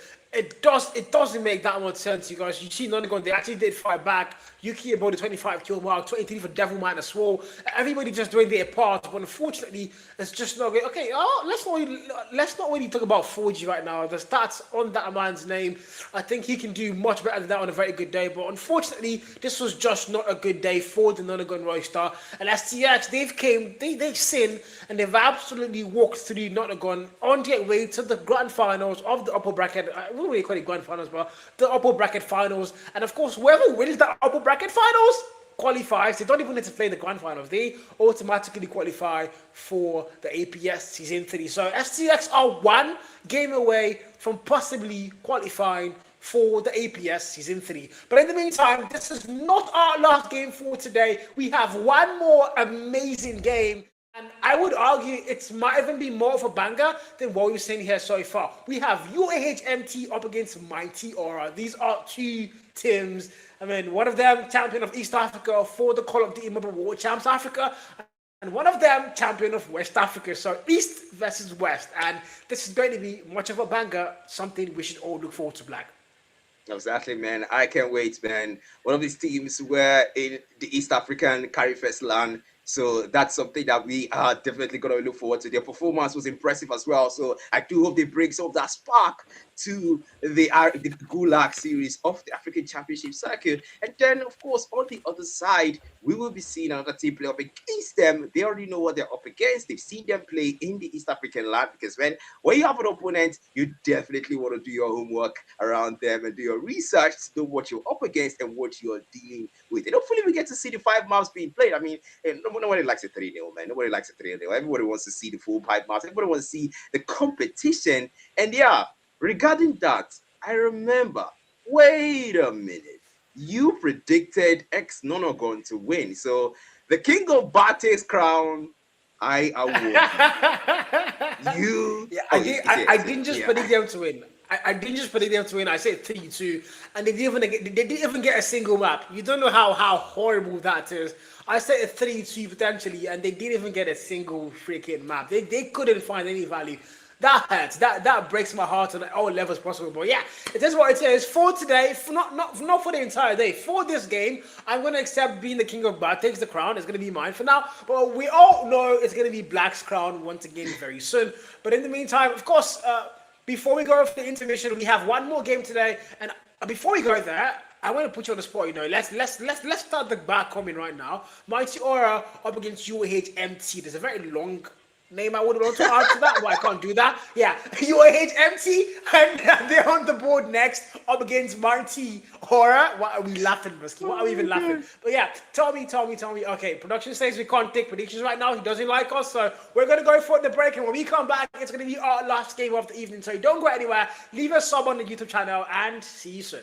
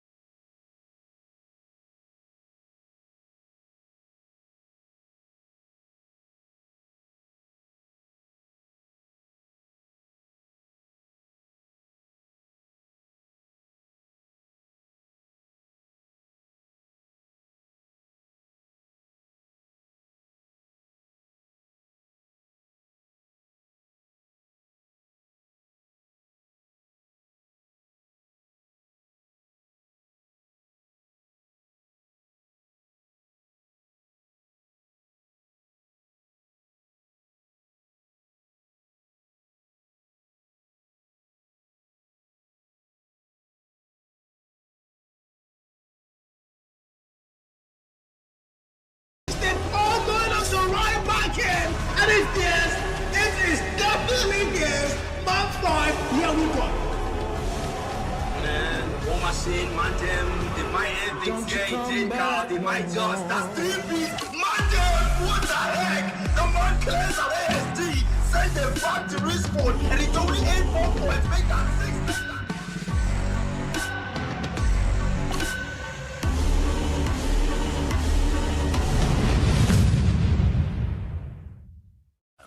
Hardpoint contested.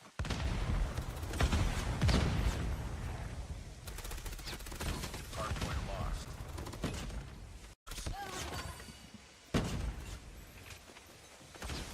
Hardpoint locked down. Hardpoint contested. Hardpoint contested.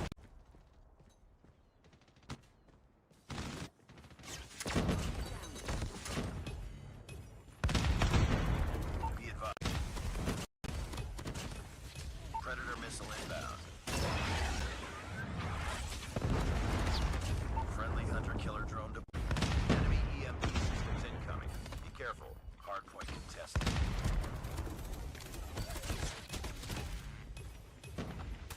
Lost.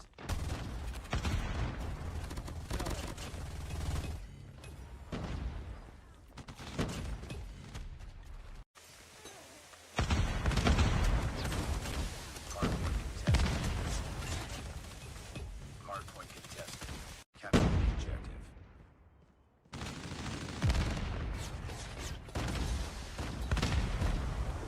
Hostiles have the hardpoint.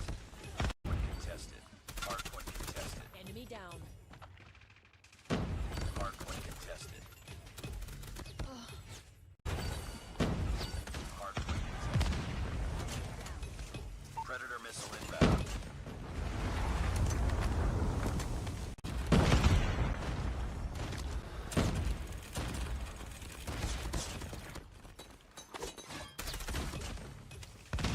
Be advised. Target down. Hardpoint is ours. We got the bomb. Boom. Headshot.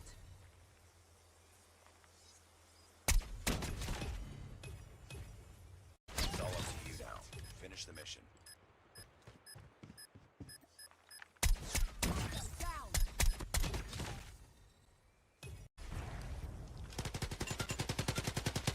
Target down.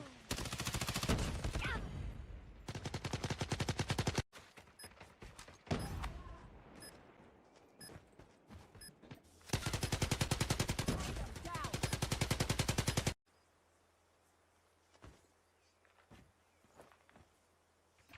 We have the bomb.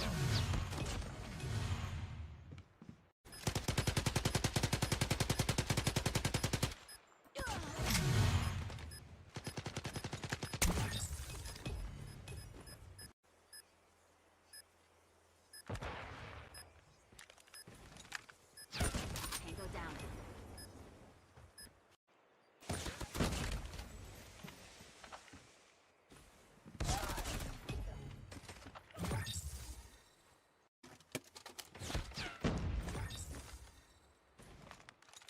Tango down.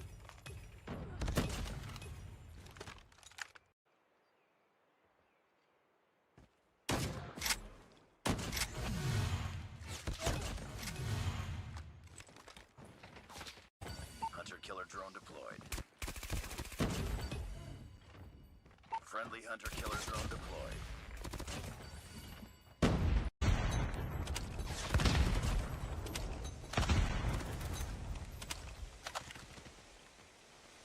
Captured B.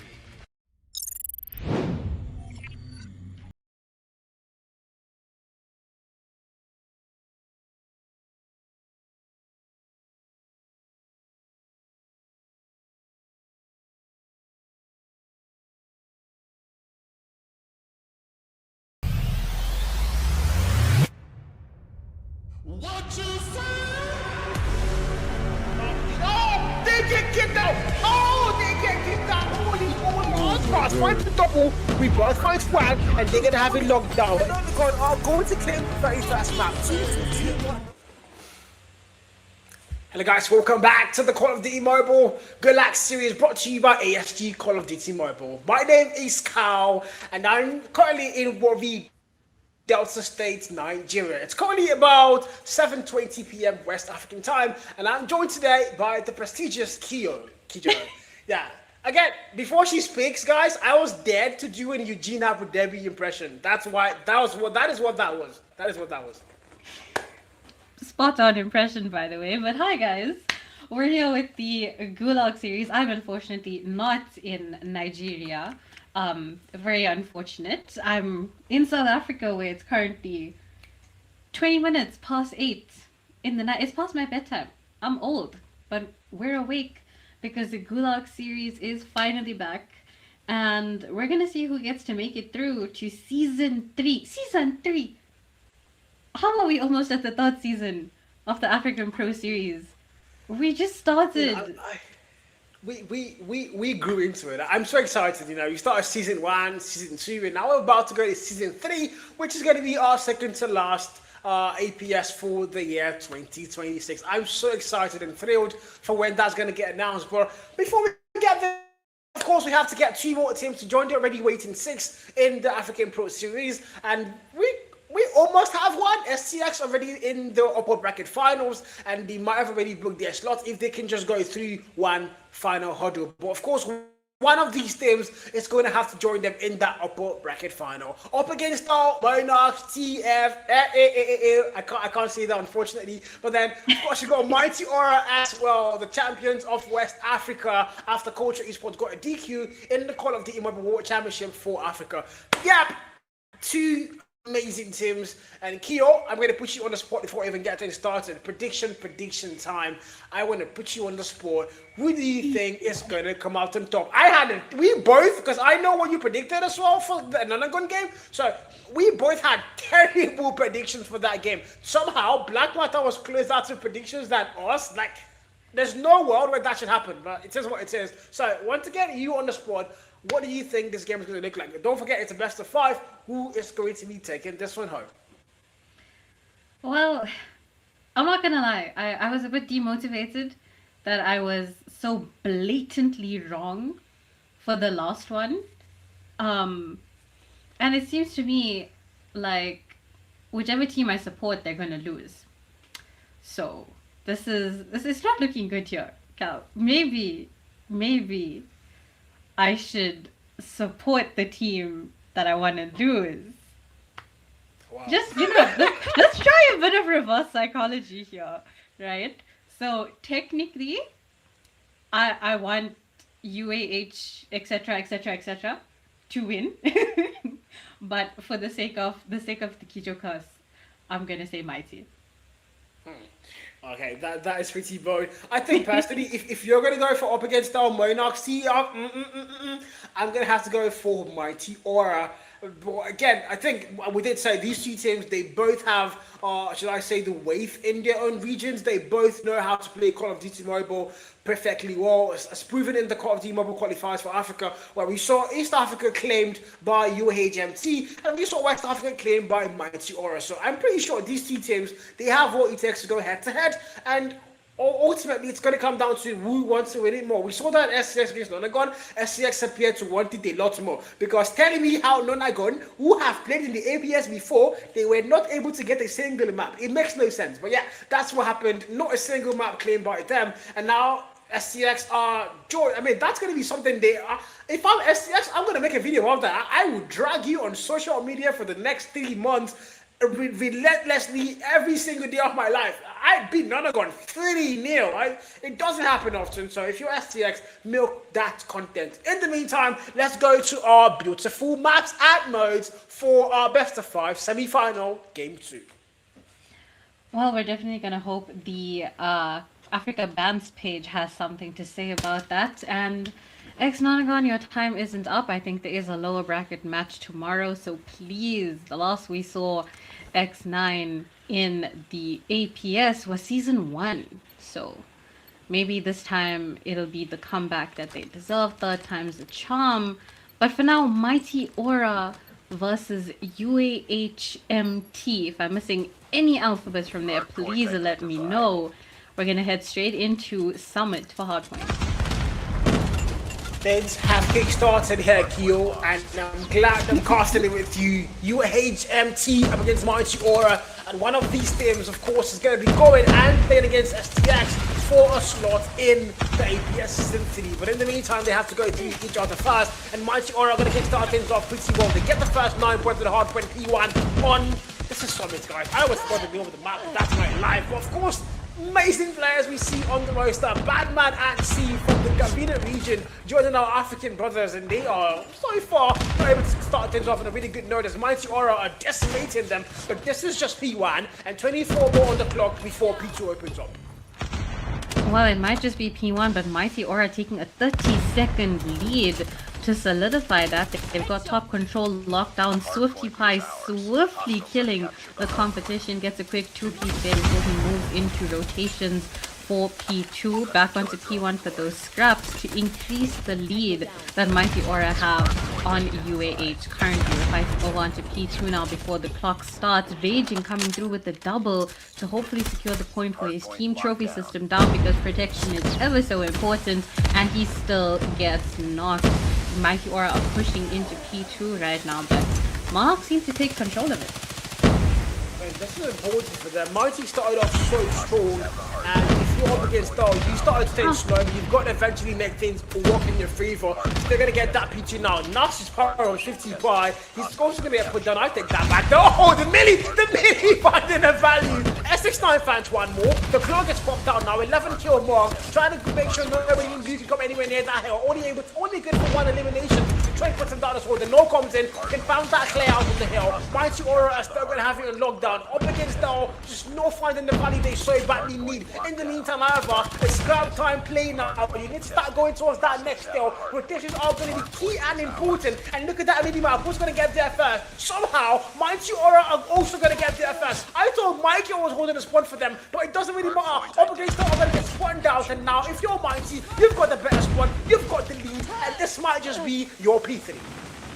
P3 indeed, and rotations spawns are so important. This is the money hill right here.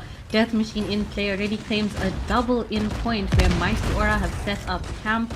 Operators are out in full force. The War Machine trying to find some value there, only finds one in the hands of the Nor. No Limit gets a double. Swifty Pie going for another 2-piece, but Michael stops him in his tracks as Monarchs are struggling to get into P3 right now, trying their luck with the floor. Raging gets taken down once again by Swifty Pie, the name that's on everyone's mind. Michael trying his luck to push into spawn. Denor says nope, not today, as Mighty increase their OBJ time now on 80, reaching that 100 closer than Monarchs. There's an AFK player, by the way. There's going to be all one. I'm not really sure who that is. That might be Twix, but I can't really say.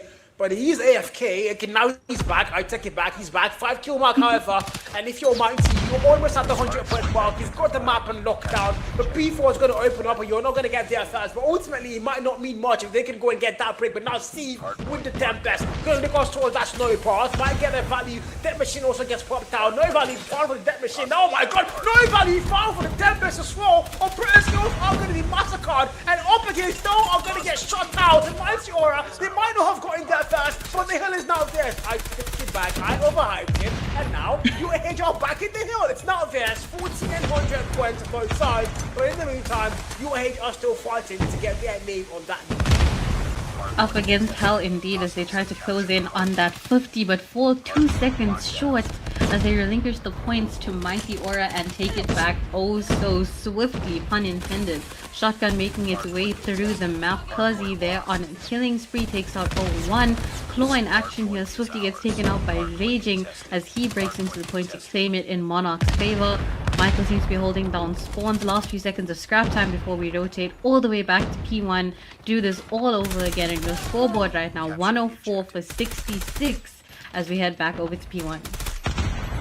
Oh, Mighty Aura, I mean, it's a good start. But now the leading started to close up if you look at that properly well. 66 and 107, 40 point gap thereabouts. So if you're Mighty Aura, you can't afford to let up against not get comfortable. Because I do know these guys, they do know how to pull off combat, so you can't afford to let that happen. But now, P1 opens up. Who's going to get their first answer? It's going to be the boys of Mighty Aura once again, the number one team in West Africa, as they have the lockdown. The hill time is theirs. 120 point mark. Double the scoreline now in their favor. And if you're UAH, you have to fight back somehow. You're not getting the gunfights won. You're not able to get to the hill first score. You're getting put down. But now, bad Raging, they kind of changed that. Courtesy comes through for a trade there. One nade finding one kill. Riz gets put down. Steve able to get the kill. And finally, up against them, are going to get that break. But it's going to be a mere play for Scraps. Eventually, they need to start making their way towards that next kill. It's going to lead all the way back to P2. And who's going to get there first? But in the meantime, up against now, in the back foot. And you just wonder, what do the comms sound like as we go in for this?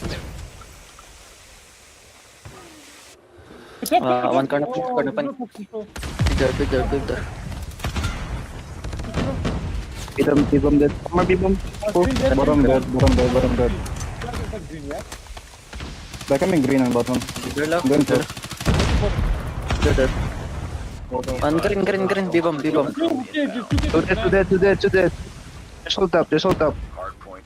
That machine point. Come on. Two heal. Dead mother. One more point, one top. Careful green. One more point, bottom. Two pushing point now. Left.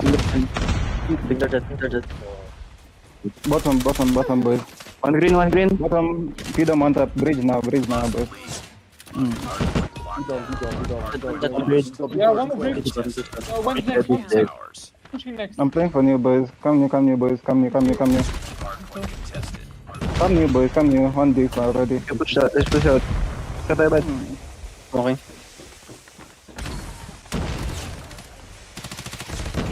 The comms sounded very calm. I think you should tell me what do you think about the comms? Well, I love that they were prioritizing the rotations there. Moving. That wasn't very early. That was like the perfect time to rotate. Yet they still didn't manage to get spawns in time. Now they're struggling to push in. Mighty Aura have the point for now. Risk is risking everything. He's holding it down, anchoring with the switchblade in hand. So I think Monarchs needs to hype up their comms a bit more. Yeah, they sounded like they were just talking to each other. No, this is the high stakes event. This is a literal pathway to the Gulag. With a team like this, they need to be playing in the EPS. This is the pathway to the EPS after they got Gulag. I think that back. But of course, this is the high stakes. They need to be, energetic and hyper, trying to get that slot for the EPS 3. But they sound so calm. They sound like, calm. The calmest commentator on earth. I don't even shout, guys. I'm always calm. You guys know that. Of course, they sound like calm, so calm. But in the meantime, however, we need to go towards that next hill, all the way back to P4, and finally UAH are going to get both the 100 point mark, but Mighty Aura are ridiculously close to crossing 200 on their side. Well, there's almost a 100-point gap right now, and Monarchs have a lot of ground to make up. Mighty Aura gonna let them get away with it that easy though, because this would potentially be the last hill that Mighty Aura need. And now if you do the math correctly, unlike I did, they're going to need the next hill as well.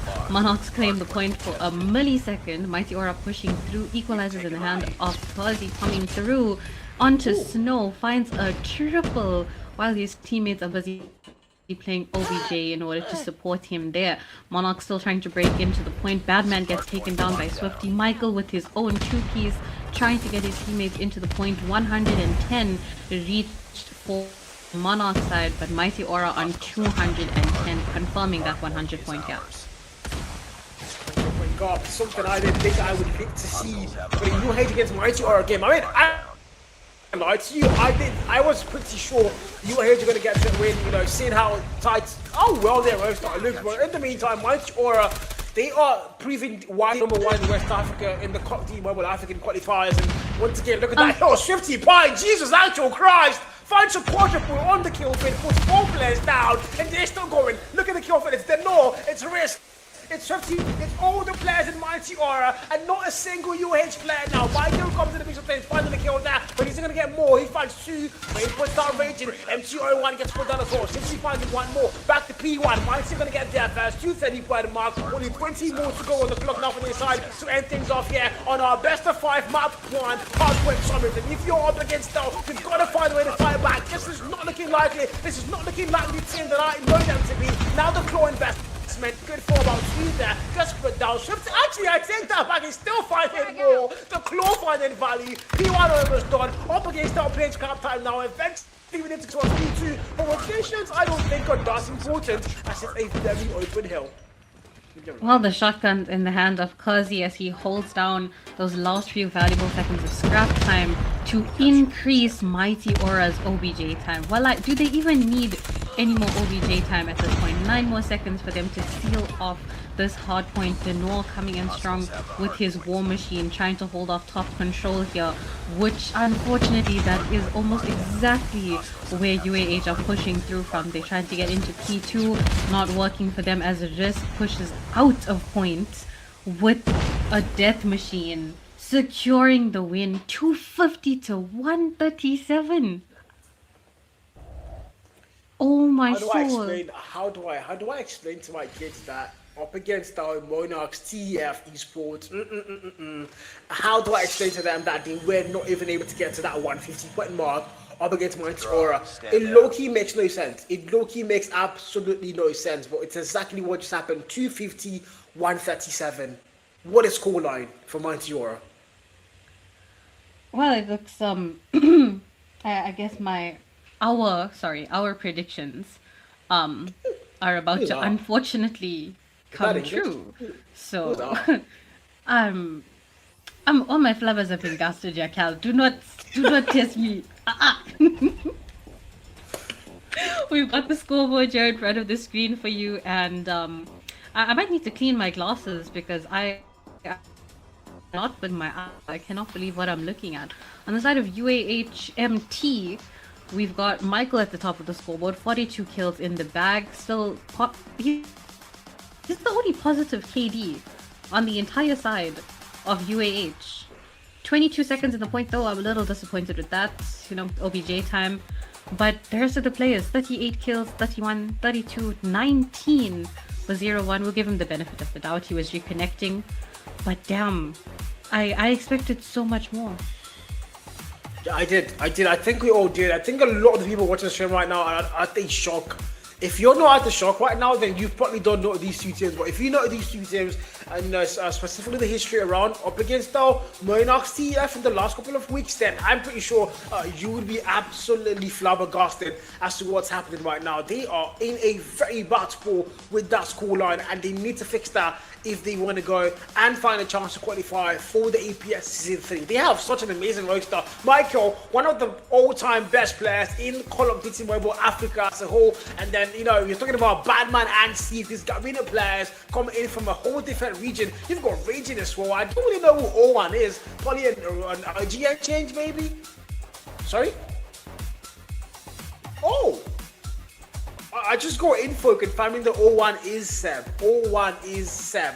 Chairman Chief Seb himself. The owner of Up Against Dow is actually playing for the team today. Okay, that's something that's something I didn't think I was gonna see, but yeah.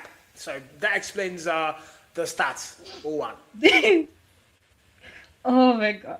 I'm just not gonna say anything. Seb will come for my neck if I say anything bad. O1 is the best player from UAH. Yeah, number 1 player. Yeah, he's carrying the scoreboard from the bottom. Well, I heard it here first. Agreed. Yeah, agreed. The thing about good builders is they need good foundations, and that's exactly what he's doing right now. A good foundation gives a good building so it doesn't collapse. So big shout out to you, O1. But in the meantime, Summit's done 250, 137. firing range S&D is where we're going to be making our way on to next. And in the meantime, if you're the side of Mighty Aura, you start things off on the best possible note. All you have got to do now is find a way to see things through and hopefully don't falter along the line. You have to finish what you started. It's a best of 5. First to get 3 maps wins the entire thing. And I don't know, Kijo, do you think there's a world where we get another 3-0 today? Well, I mean, I certainly would love to go to bed on time after an APS event, but a one-sided game, I'm really not looking forward to it, and especially on a map like Firing Range. I mean, I'm lucky surprised we get to see this map again tonight, but the heart wants what it wants. We're gonna settle our second map, S&D, on Firing Range, and the Productor's Curse is active. Denor will not be getting any kills for the first few rounds. You saw it here first, ladies and gentlemen. But his stats alone, what an incredible sniper. If you watched him throughout the Challenger series, keep an eye out for him if I didn't curse it. Well, S&D has begun. Let's see how it plays out. Yeah, this is also Mighty Aura's second time in the Gulag. The last season they were here in the Gulag. And we all thought they were the number one team for the APS Season 2 qualifiers, but somehow they got bested there. I think it was by Strix and ASG. Nobody saw Mighty. They had a perfect run in the Gulag, the Festival Challenger Series. They had a perfect run. They were winning every game. And then when the Gulag came, we saw STX and ASG say, all right, it's our turn. You can rest now. But I mean, hopefully they can find a way to find a new qualifier for the APS. But here we go. Steven Batman starts an SLE off on a very strong note. They find the first 2 kills. Mighty Aura are going to lose values there. And of course, if you're up against Dal, you are positioned for a good round. Starting things off strong, Swifty left the switchblade behind, picks up a shotgun, and it is doing him well. That's his second kill there. 0-1 has dropped. We're already in a 2v3 situation. We've got UAH planting the bomb, and they have numbers advantage right now. 35 seconds left on the clock. Swifty taking the high ground, or the high road, if I'm not mistaken. We've got Raging holding down a very specific angle if he can get the kill here. But 2v3, the numbers seem to be in UAH favor. Can they hold off Mighty Aura for the next 16 seconds? They have to denote that. Oh, Raging! Perfect kill there. The climb fails the man. Raging falls finally. Denor puts in Michael with the final blow. Sniper perfection is the word. Tundra. That's a Locust. That's a Locust Electron, by the way. That's one of the snipers that you barely see a Locust in today's comps, but with the Electron skin, I could understand why he wants to flex that in. But in the meantime, Mighty Aura are going to lose the first round. They have the lead on the series, but not in such a destroy so far, as your heads Monarchs TEF are going to start things off on a perfect note. And here we go again. It's 1:40 on the clock. Batman able to get a first blood. Of course he gets put down. Not even finding out Steve there. And it's, oh my god, absolute slaughterhouse now. Denor and not even finding more value. It's down to a 4v2. And if you're your hit Monarchs, you've only got Michael and 0-1 to go and get them on for your side. Well, 2v4, how the Tans have indeed tabled. Michael taking his beloved Electron all the way over to the other bomb site, now trying to back up his teammate.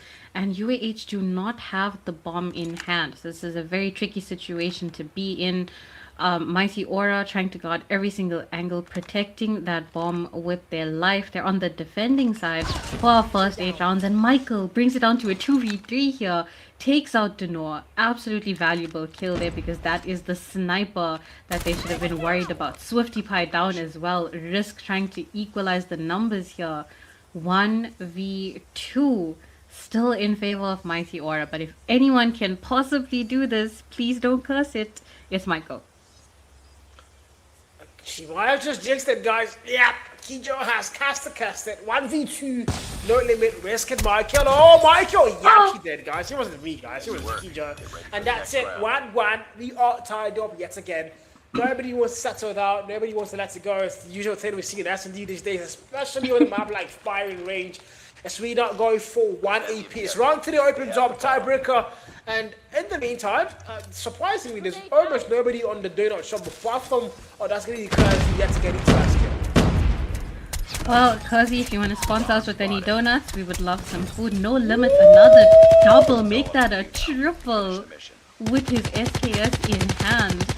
UAH already down to a 1v4. Only Kersey left to open up his donut shop on the corner.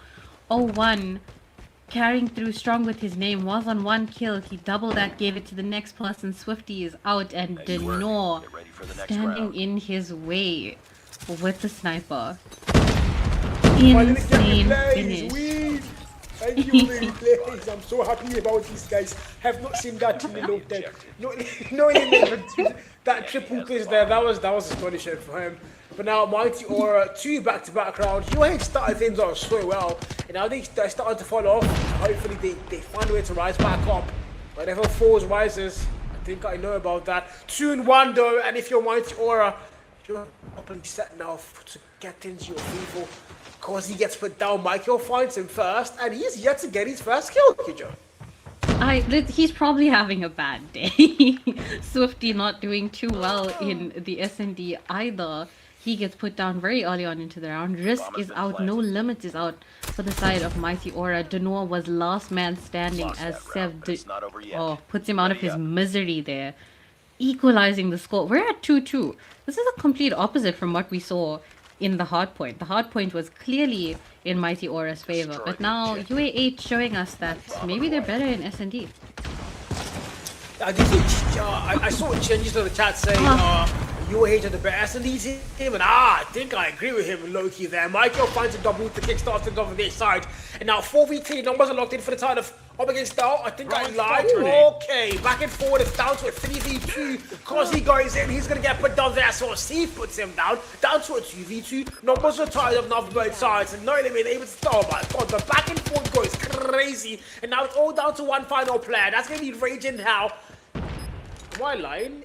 It's just Raging, right? Raging and 0-1. I wrote counted 0-1. I'm so sorry, bro. Counted him. It's down to 1v2, Kyo.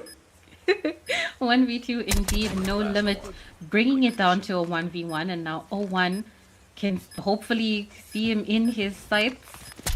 Once he gets there, No Limit pushes him and gets the kill. There is absolutely no limit to what he can do. Goes in straight for the defuse. No body shooting, sadly. Cal must be very disappointed about that as Mighty Aura take the lead with the score 3-2. Yeah, I'm always, they've been so nice and respectful the entire day. That's why I miss PDX so much. Whenever I see PDX, I get happy because they are going to body shoot everybody. Even while they lose, they're still going to body shoot. So big shout out to that team. 3-2 at the moment, and if you're up against Dow, you're on the back foot so far. Not the best start to the season for you.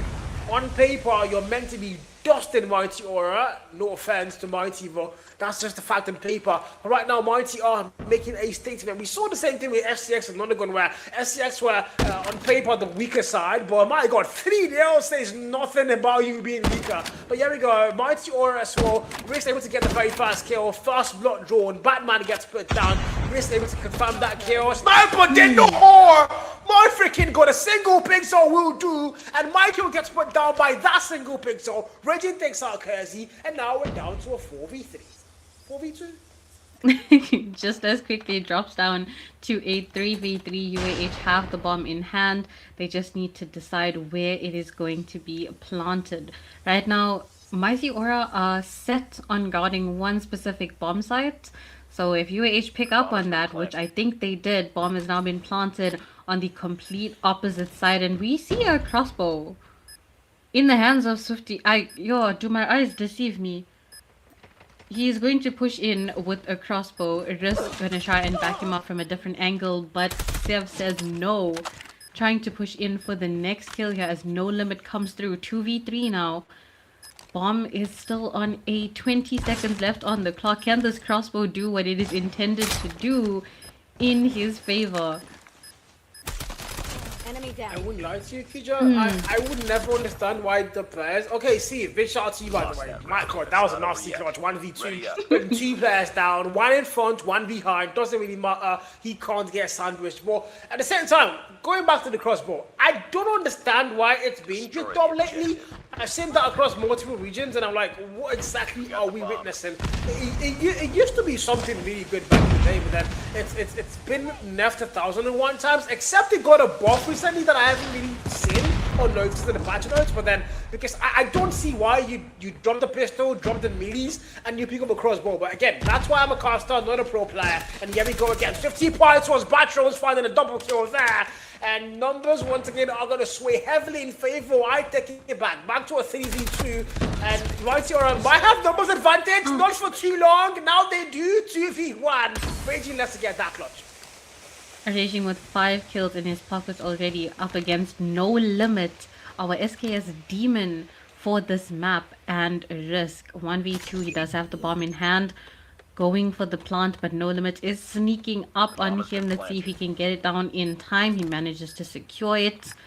Not going to push out though. I beg, please don't peek that. Push back. That is not the angle you want to be peeking, but he's currently sandwiched right now. Low on health. Risk is pushing in. He's risking everything.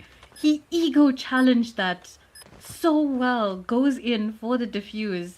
And Mighty Aura take another round. Guys, sharing is caring.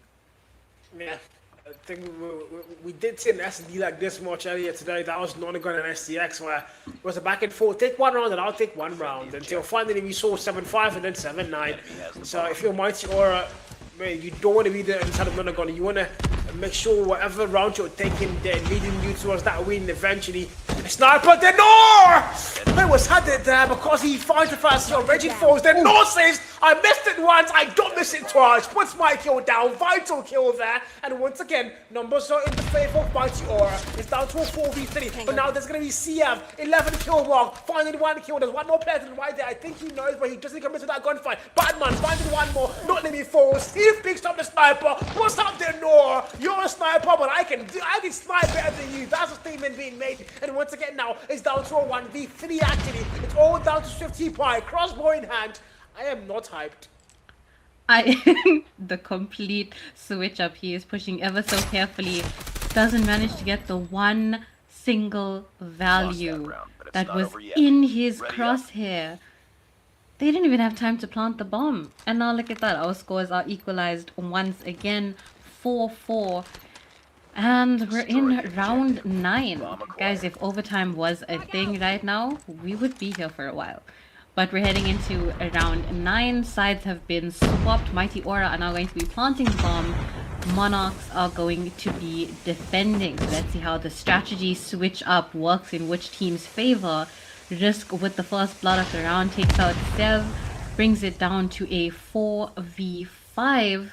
Still too early to tell whose game it is, but it seems to be pretty respectful, other than the first blood. I mean, low-key, this is kind of what you expect to go and see with these two teams. Nobody wants to, like, nobody wants to let the other side get too comfortable. That's exactly what they're doing. Nobody's getting too aggressive either. If there was a devil man of these teams, then yes, somebody would be getting aggressive, unchecked, unprecedented. But there's no devil man here. Both sides, sets of flares, keeping to a very good strategy of just playing safe and overextending when they need to. But in the meantime, Batman gets put down, not even a very vital kill there. Michael sniper in hand, 7 kill mark, trying to get a kill. Raging able to get, Raging gets put down. Michael finds 1. Michael gets put down as well. Kersey with the final blow. And Mighty Aura are going to retake their lead one more time. 5 and 4 on the scoreboard. And if you're UAH Monarchs TEF, yeah, I don't know what's happening. They're on the back foot. Well, it's definitely not looking good for the side of UAH for now, but if they follow the pattern, if they follow the script, they should take this round. And if I haven't cursed it or jinxed it, Batman holding down trailer, shooting at his demons apparently as he gets taken down. No Limit with an SKS. Sev gets taken down as well, bringing it down to a 3v4. Swifty Pie has to meet us in the next round. Denoa takes out Raging. Now we're in a 2v4 situation here for the side of UAH. Michael trying to equalize the numbers, takes out Risk. Kurzi pushing up, he gets taken down as well. With the close range sniper in hand, trying to make it a triple now. Michael going for the KFC special. Can he confirm it though? 0-1 gets the kill on Denoa. No Limit now against Michael as he confirms the 3-piece. Confirms the win for the round. And hey, they followed the script, guys. That is how it's done. If you wonder how to use a Locust Electron to get nasty 3 pieces like that, that is exactly how it's done. Michael, the trend setter for this team right now, 5 and 5. Scripts is being followed, Kyo. They are back in par, and we're going to around 11 for a tiebreaker once again. But if you're Mighty Aura, I think you're a little comfortable with the fact that you always get that lead eventually. But now, okay, the UA hit one flip that script. Hopefully, we're about to find out. 5v5 again. Micro sniper in hand. We've got Nonagon with the max, but it's able to get the very first gun. Of course, he gets put down. That's a very vital kill. And Michael almost getting the kill there, but he'd mark a fight, and he has to back it down. 5 and 5 is where we currently are. At the moment, if you're the side of what your age, I mean, you need to get the lead eventually, so maybe this can be the round. Well, they do have to take a round first to be able to break that pattern, break the cycle, but things are not looking good for them at this point in time. They're 1 life short right now, 3v4. Mighty Aura have the bomb in hand. Looks like Swifty is planting it on A side, and now Raging trying to push in, equalizes the numbers and puts it in Monarch's favor for just a split second. 2v2, make that a 2v1, make it a 1v1, not even giving us a chance to talk. No Limit gets taken out from the back. 0-1 with more than 20 seconds left on the clock now, rushing in to secure that defuse, and finally UAH take the lead. They needed to take the lead, and they have taken the lead. That's exactly how it's done. Lost that round, but it's And not if you're over Mighty yet. Aura now, Ready up. S&D, you've won the hard point, but S&D looking like up against Star might be able to create that little bit of upset they need so badly. So for 14 kill mark for No Limit, the highest S&D. Oh, I lied. Steve has 15, and that's going to be the highest in the entire lobby. But now Michael Sniper again, which is that mid-buff sniper almost gets lucky. No value found, but that was close. The hit marker, but he doesn't confirm the kill. Now Batman, smoke being thrown, he knows, he sees the smoke, he can't get that value. Reese puts him down, a very fast man comes through, Michael aggressive, finding 1, finding 2, might find a lot more there, slides Michael freaking Jackson, but Raging claims the last 2 for their side. It's all down to Kersey in a 1v3, he's got to make a defense now, he's got to make that move and find the first kill. There's 2 more players, he's surrounded, it doesn't matter, he finds a double, it's a 1v1, it's him, it's Michael, who gets the kill first, he's second all the way back to Australia. If you're Michael now, you've got to make a play for this one. You've got to get a defuse somehow, but you've got to put the man down first, because he knows Michael with the chase. But ultimately, somehow Michael fights him. He still has time, and Aubrey freaking gets down. Aubrey in the lead, 5-7. Lost that round, but it's not over My yet. days. Ready up. I've got goosebumps. I know we can't switch the cam right now, but I've literally got freaking goosebumps. What a clutch, a back-to-back clutch from Michael. Now a 2-round lead in favor of UAH, and he's still going in for more. He is bloodthirsty right now, kill hungry, hoping to increase his kill count, overtake his teammates. Let's see how UAH maintain this lead. We still have Mighty Aura with the bomb in hand.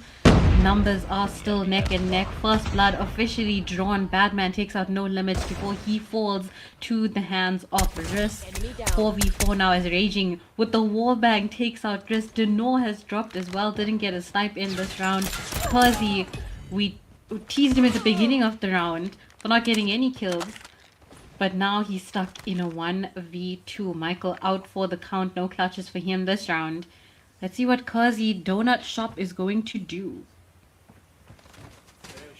It's all up to you. Oh, finds a kill. Takes Raging down to 1v1 now. It's him again. Steve, Kid possibly make it work. He can. 16 kill mark for Steve, 10 for Kersey now. 54 on the clock. Looking for a possible. Who's going to find it first? Kersey sees him dance. The chase might be on, but Steve also knows he's waiting for the man to make that move. The bomb has to get planted though, so I think Kersey doesn't really care about the kill right now. He wants to go for a plant. He's got a 10 kill mark, and now the bomb does get planted. Steve making his way back to B, but now he's got to make it back to A once again. So it's really going around the map all the way through. 37 more on the clock, and who's going to be getting the clutch first?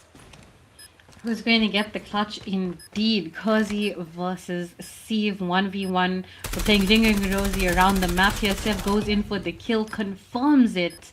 He took a very scenic route, makes his way all the way back to A-bomb, goes in straight for the defuse. Again, respectfully, I can't believe I'm actually sad that there's no body shooting.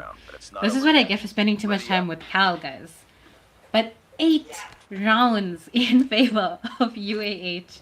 Mighty Aura still on 5. This is match point here for UAH. If they can secure this next round, then they will have won the SND and secured their first map for the series. So, no pressure, no pressure. Michael definitely feeling the pressure, though. He takes out Denor very quickly in the round. Wallbang coming through. Electron working very well for him. Sev takes out Risk, and now Mighty Aura 3v5. That's not where they want to be at match point. And definitely no, but they are letting it happen. C finding more valleys, and now it's down to 2 more players for their side. More simply Kazi and Swifty Pie gets put down to Kersey now in a 1v3. He's got to make it work. I don't think that's a possible thing, but again, he can. Sniper in hand, sees a player, can't get the kill, backs it back. Oh, somehow he's going to get wallbanged through literal tin. Somebody explain that to me in bathrooms. And 9-5 up against our Monarchs TEF are going to get their very first map, best of 5, and I'm afraid we are going to have to go all the way to map 5 for at least for sure a map 4. As things are going to get tied up, S&D fighting range 9-5 on the scoreboard as we make our way to a controller. Yeah. Well, it's my favorite game mode for a reason, so we're definitely going to see which team takes the lead here with regards to the series score, but we've definitely pushed a map 4, so definitely looking forward to a hard point on Hacienda. But before that, we got to make a quick little detour, see how things out on Control on Crossroads. But before that, can we take a minute? Can we just take a minute to appreciate the scoreboard? Absolutely amazing kills throughout, except for who we potentially think is Seb. But if it's Seb, we are proud of you. You tried. Nonetheless, on the side of Mighty Aura, 15 kills coming in through for No Limit. Kazi, we made fun of him in the beginning, so I owe him a huge apology for that. Kazi and Risk both on 11 kills, guys. 11-11, we gotta make a wish, and Mighty Aura are wishing for a W on the next map. Denor with 8 kills going strong, and Swifty Pie, complete opposite gameplay of how we saw him play in the hard point, coming in with 5 kills. Yeah, I mean, to be honest, there's a lot of back and forth happening here.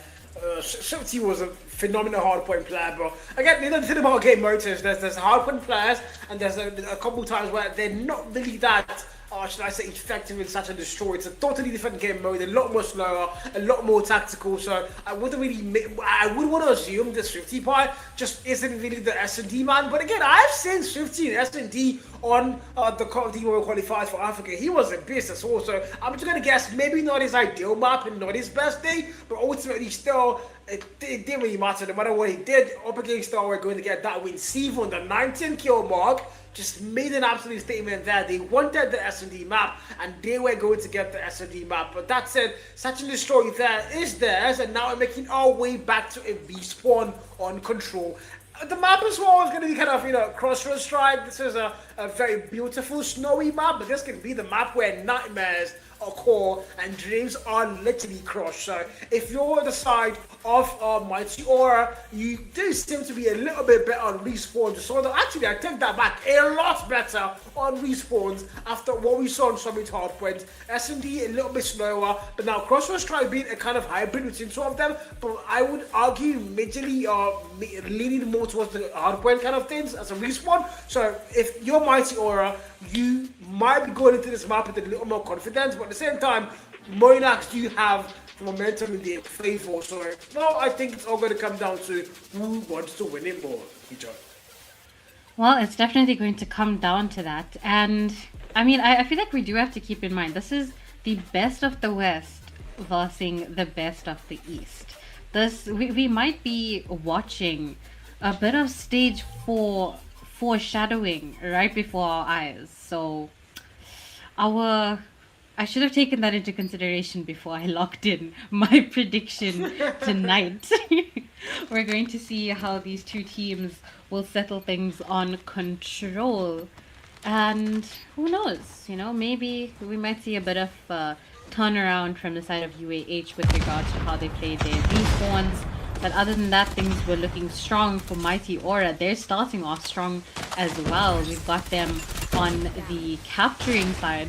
We've got UAH on the defending side. And Mighty Aura already have life advantage. They've only lost one. 28 for 22.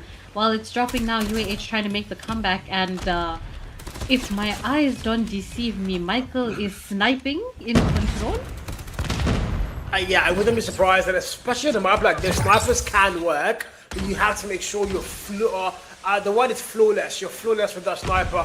In the meantime, however, Mighty are going to have the life count advantage, 14 versus 25. So if you're the Monarchs, well, you have started things on not the best note possible, and you have to find a way back. But Steve and Batman doing exactly that as they find the value for their side. If you're Mighty Aura, 21v13, you're on the attack. Now they're playing a full on to the M. It's actually working, but eventually they're going to have to get a flat capture. That on the clock, 43, and counting down very fast. So if they fail to get a flat capture, it might come back to haunt them. And I think they do know that, and they try to make progress on the B flag, but Steve is not letting that happen. He's putting everybody who comes anywhere near that B flag down in a freaking instance. And now 7v7-10, Mighty Aura have the life count. UAH almost at the land of Liberty. Well, it's S&D territory now for the side of UAH. 4 people left. Make that 3. I've jinxed it ever so quickly. 3v13, a 10 life count advantage, and now it's a 1v12. Well, that turned around very quickly. Mighty Aura, I've completely forgotten about OBJ though. Badman coming through from the back while they're trying to capture B. B flag completely captured. 1v11. Can you find any more value here, or are we going to see a potential? Yeah, no, they're running away from him. They're charging their operators. Yeah, not surprised. Yeah, that's exactly what you want to do. And he's chasing, he's fighting back. He's gonna get 1 kill there. It's a 1v9. He knows he can't do much, but the best thing he can do is charge. And he also can't commit suicide, because apparently that's against the rules, and that would get your team disqualified. So he can't even afford to die. He's got to somehow make it work. I mean, if anybody can get those skills, it has to be Batman. But they say enough is enough. They have 3 operator skills to work with now. It's round 2 loads in, and if you're on the side of UAH Monarchs, this is not the control you dreamed of. But again, it's just round 1, man. It's first to get 3 rounds, so this can still pretty much be anybody's game. Well, let's hope that their strategy works in their favor, because now they're going to be the ones capturing, and Mighty Aura are going to be defending. And what a job at defending they're doing. Denor gets a double with his War Machine out. The Tempest in the hands of Risk finds one value before it times out. Not the best use of that operator that we've seen, but UAH trying to make up for their life count here as they take a very, very small lead.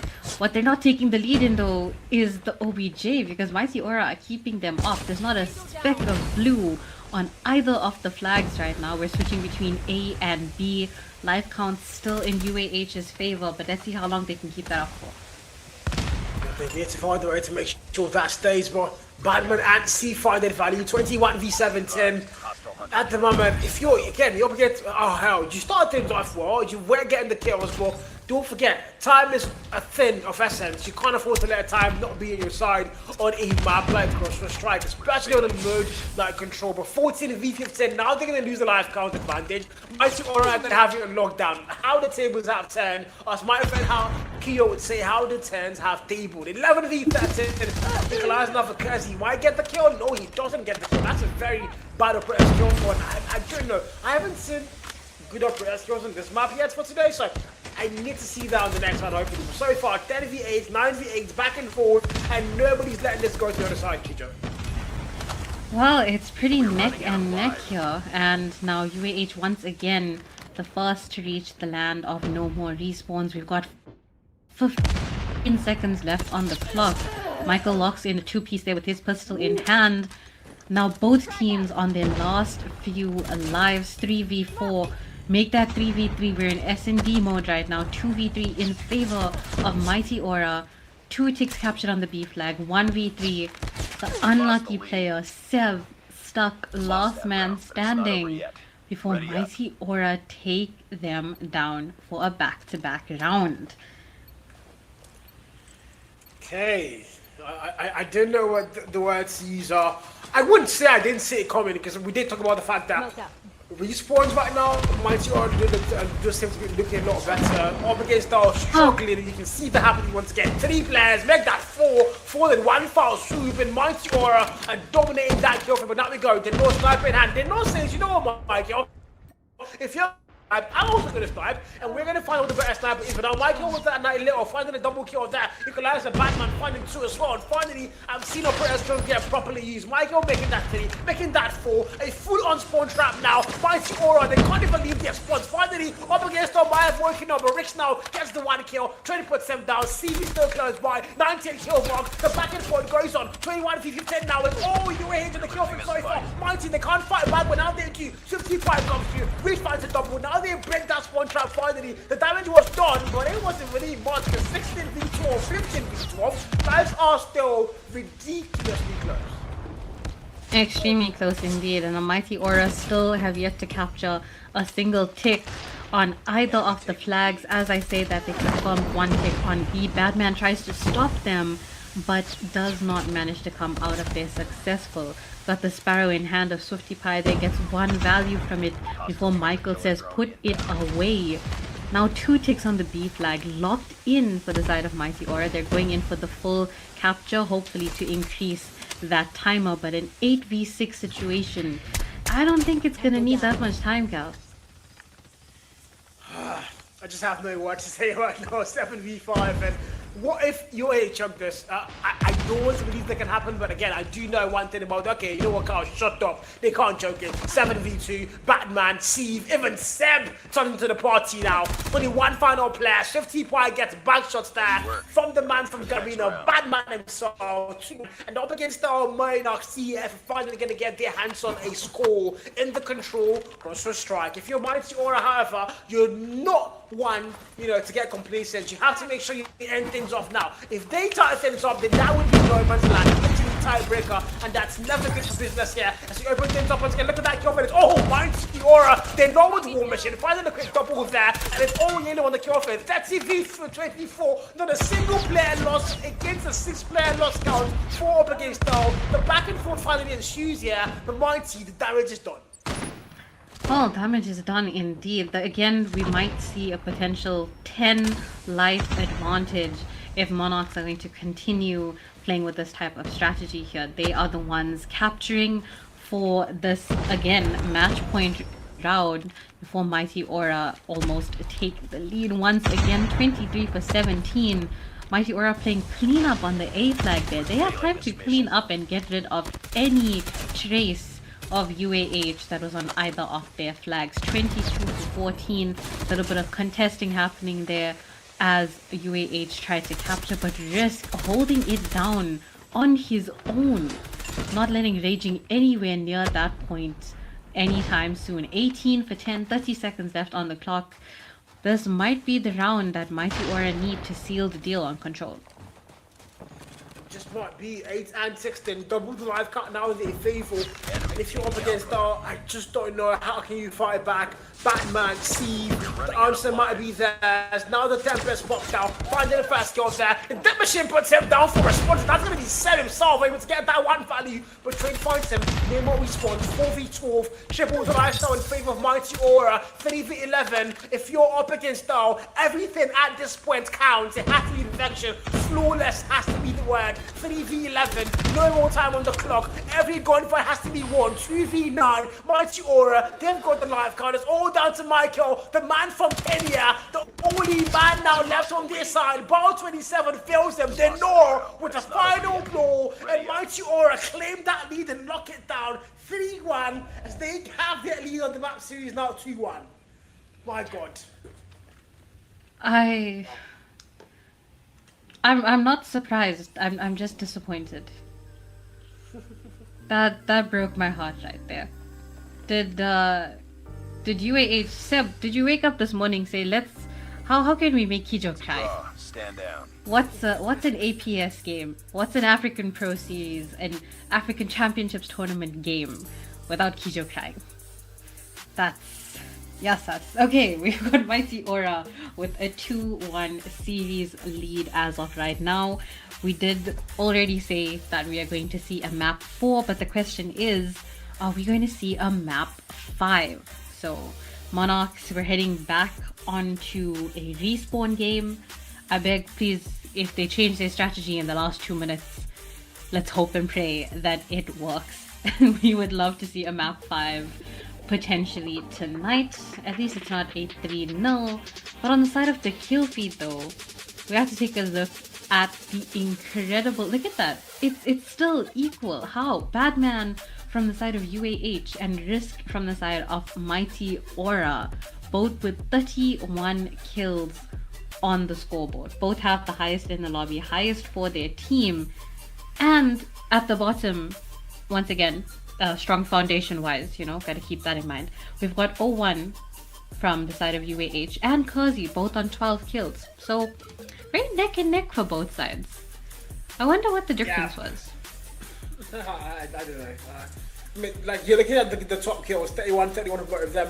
Looking at the bottom kills as well, 12 and 12. Looking at the middle kills, 27, 25. They're literally so close. Of course, my kill and Raging not able to get a 20, and Swifty at No Limit able to get to that 20 kill mark. But ultimately, there wasn't that much difference when it came to the kill department. I just think it was more of like strategy put round, and you just saw that Mighty Aura found a way to win every round when it mattered the most, and that's what is going to get them their second map in our best of 5 series. Don't forget, best of 5s, first to get 3 maps wins the entire thing, and so far Mighty Aura are 1 map away from closing things off. And judging by what we've seen so far on the series, if you go to Hacienda Hardpoint, there's a high chance that this might be the last map we see on stream today, except of course maybe up against our Monarchs TEF finally get their hand on a respawn. Hardpoint, Hacienda, the home of the Lion. Who's going to claim this one?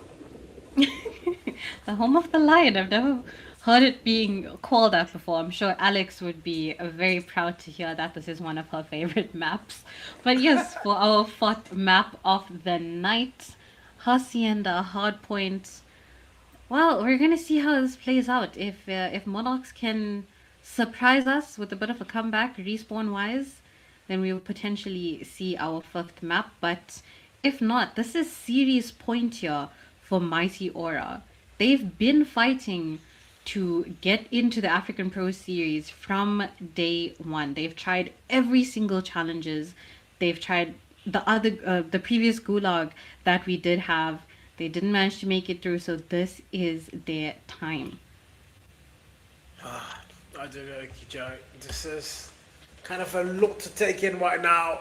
On paper, like we did say before the game started, there's not a world where up against down we're about to get 3-0, even 3-1, you know.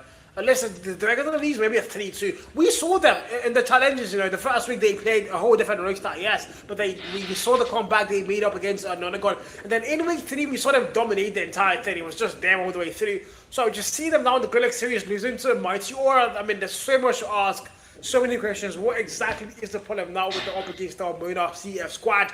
What do they need to fix? What needs to happen? You know, there's so many things.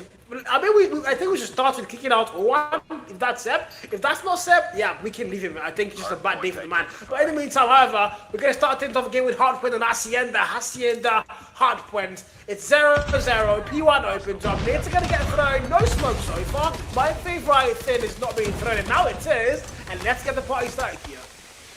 Well, we have started things off quite strong as Mighty Aura take the lead with OBJ once again. They've got complete control over P1 and now UAH fighting to get in there, get their piece of the action as they try to break into point. Swifty coming through. We're seeing his true colors here. Back on a respawn game, back on Hardpoint. Hopefully going to dominate the scoreboard. No Limit with his SKS in hand. Didn't fail him before, it better not fail him now as he secures a 4-piece, going strong and holding off Monarchs from getting into point. Point currently contested. Sev trying his best. They get it for just 1 split second, and now scrap time possibly going in their favor as rotations are already being made for P2. D-Shot to, I can't pronounce the name, that's Yassar on the YouTube, the main YouTube chat, the 7 rounds that he's on the stream. Big shout out to you, 37 and 12, by the way. Mighty Aura, once again, they are going to have the lead locked in. They kickstart things off on a very good note, and that's exactly what we saw with the Hardpoint Summit. They started things off well, and they never let that lead go. So if you're up against Star, things are starting to look a little bit familiar once again. It's like a fever dream here. You can't afford to let that happen. P2 opens up, and who's going to get there first? Mighty Aura going to knock it down. 50-point mark and counting, as they are going to win all their gunfights so far. Steve comes to finding a kill. Rick gets put down. Doesn't matter much now. I take that back. Steve finds a double. All-one finds the final kill. Now they're going to clear out that hell. So the last 30 might be theirs, but they need to make sure they have a perfect hold for the last 30 seconds on the hill there while they start to make their way towards P3. P3 indeed, but we've got our last 20 seconds here. Getting into scrap time of P2, the absolute money hill that Mighty Aura seemed to have taken full advantage of, and they're still fighting for it. Denoir pulled out his war machine on P2 and it works in his favor. Almost no trace of UAH left on P2 except for one person raging, fighting for those last valuable seconds to bring Monarchs up to 24. Mighty Aura with an Aura number indeed. They're on 69 for OBJ right now as we rotate to P3. Monarchs get their first 26, 27 and counting. Raging gets taken out. Point is contested. Spokes are thrown. Vision is blocked. But the equalizer from Kurzi coming through and getting stopped by Michael. Thanks for that, Michael. I was I was on a flow state there. 17-30, my god. Keep going flow spin. Michael saying yeah, not today. Now we go next to P3 so far. 30 more seconds on the clock here. We need to start making our way towards P4. But I think there's still a lot of time for P3, so you want to contest it. You don't want to let the other team get any more points here. And that's exactly what other games are going to be doing. They are getting as much points as they can possibly get. Batman now with Iglaza, finding the value there, finding another one, finding he gets put down by the Nor's nade. But now minimap says everybody has to make their way towards that P4 on Roxanne. Who's going to get there first? Minimap says it's going to be Mighty Aura. One player gets sent, 2 players get sent there, and they look to get the best spot. But Batman, Michael, they both come through that door. Shifty Party, he can't hold down the storm as they put him down first. And now up against our Monarchs, can they lock down the side of Rox here? Can they make it there? The full 60 might just get the game back in their hands. But if you're Mighty Aura, you can afford to let that happen. They have to come through for a break eventually. Raging.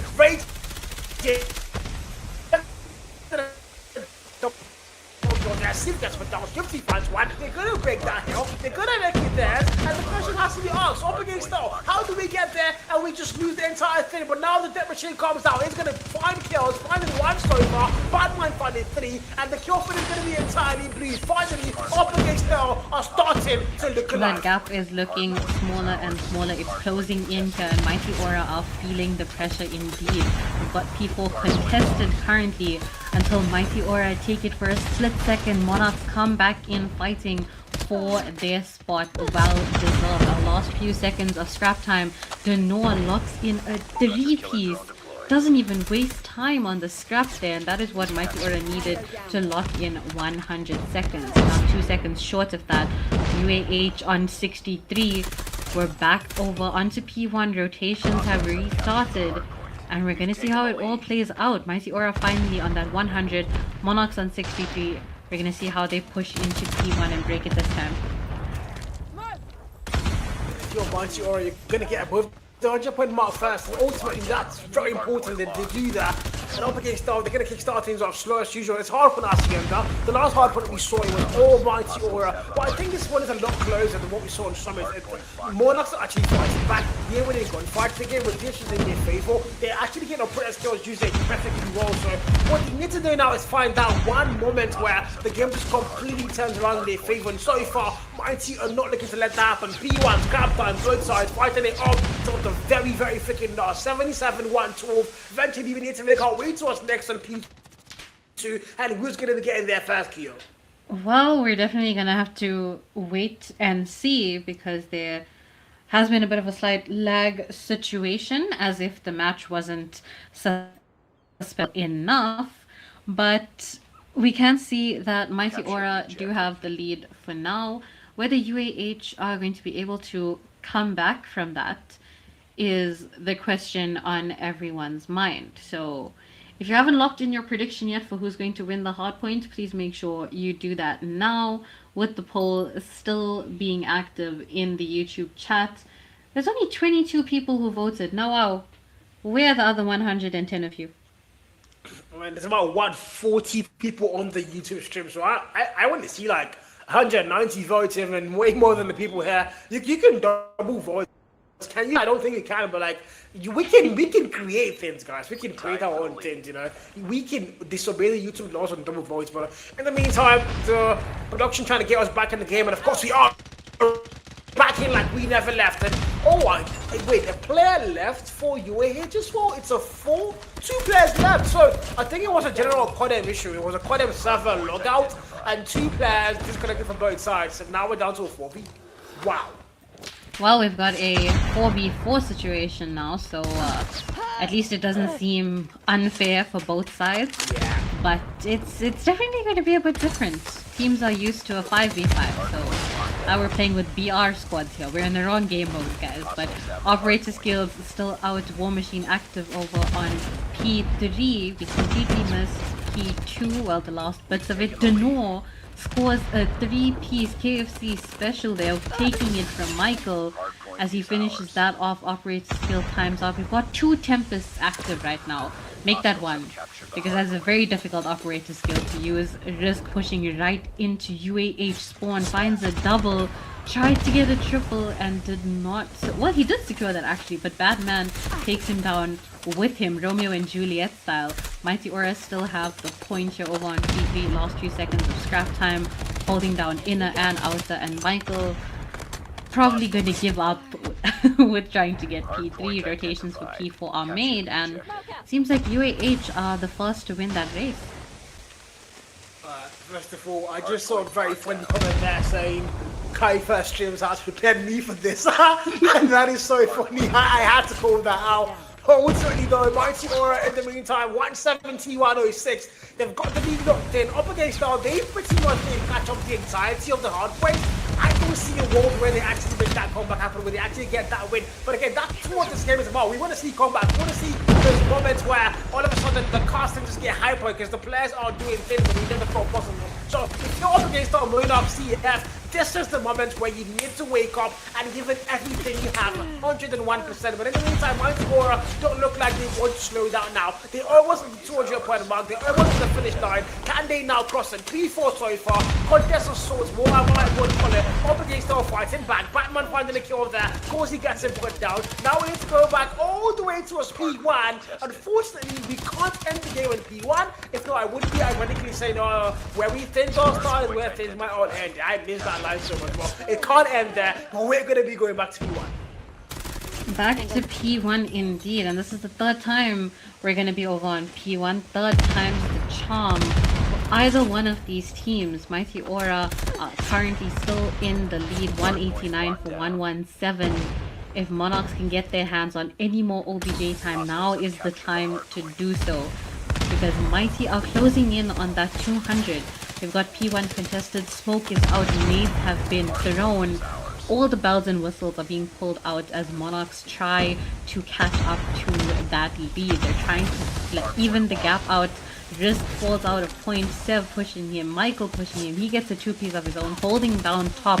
The control, unbelievable, and Denor takes him out. There's a little bit of beef behind the scenes there between the 2 solid snipers. They're still going at each other in a respawn with guns in hand.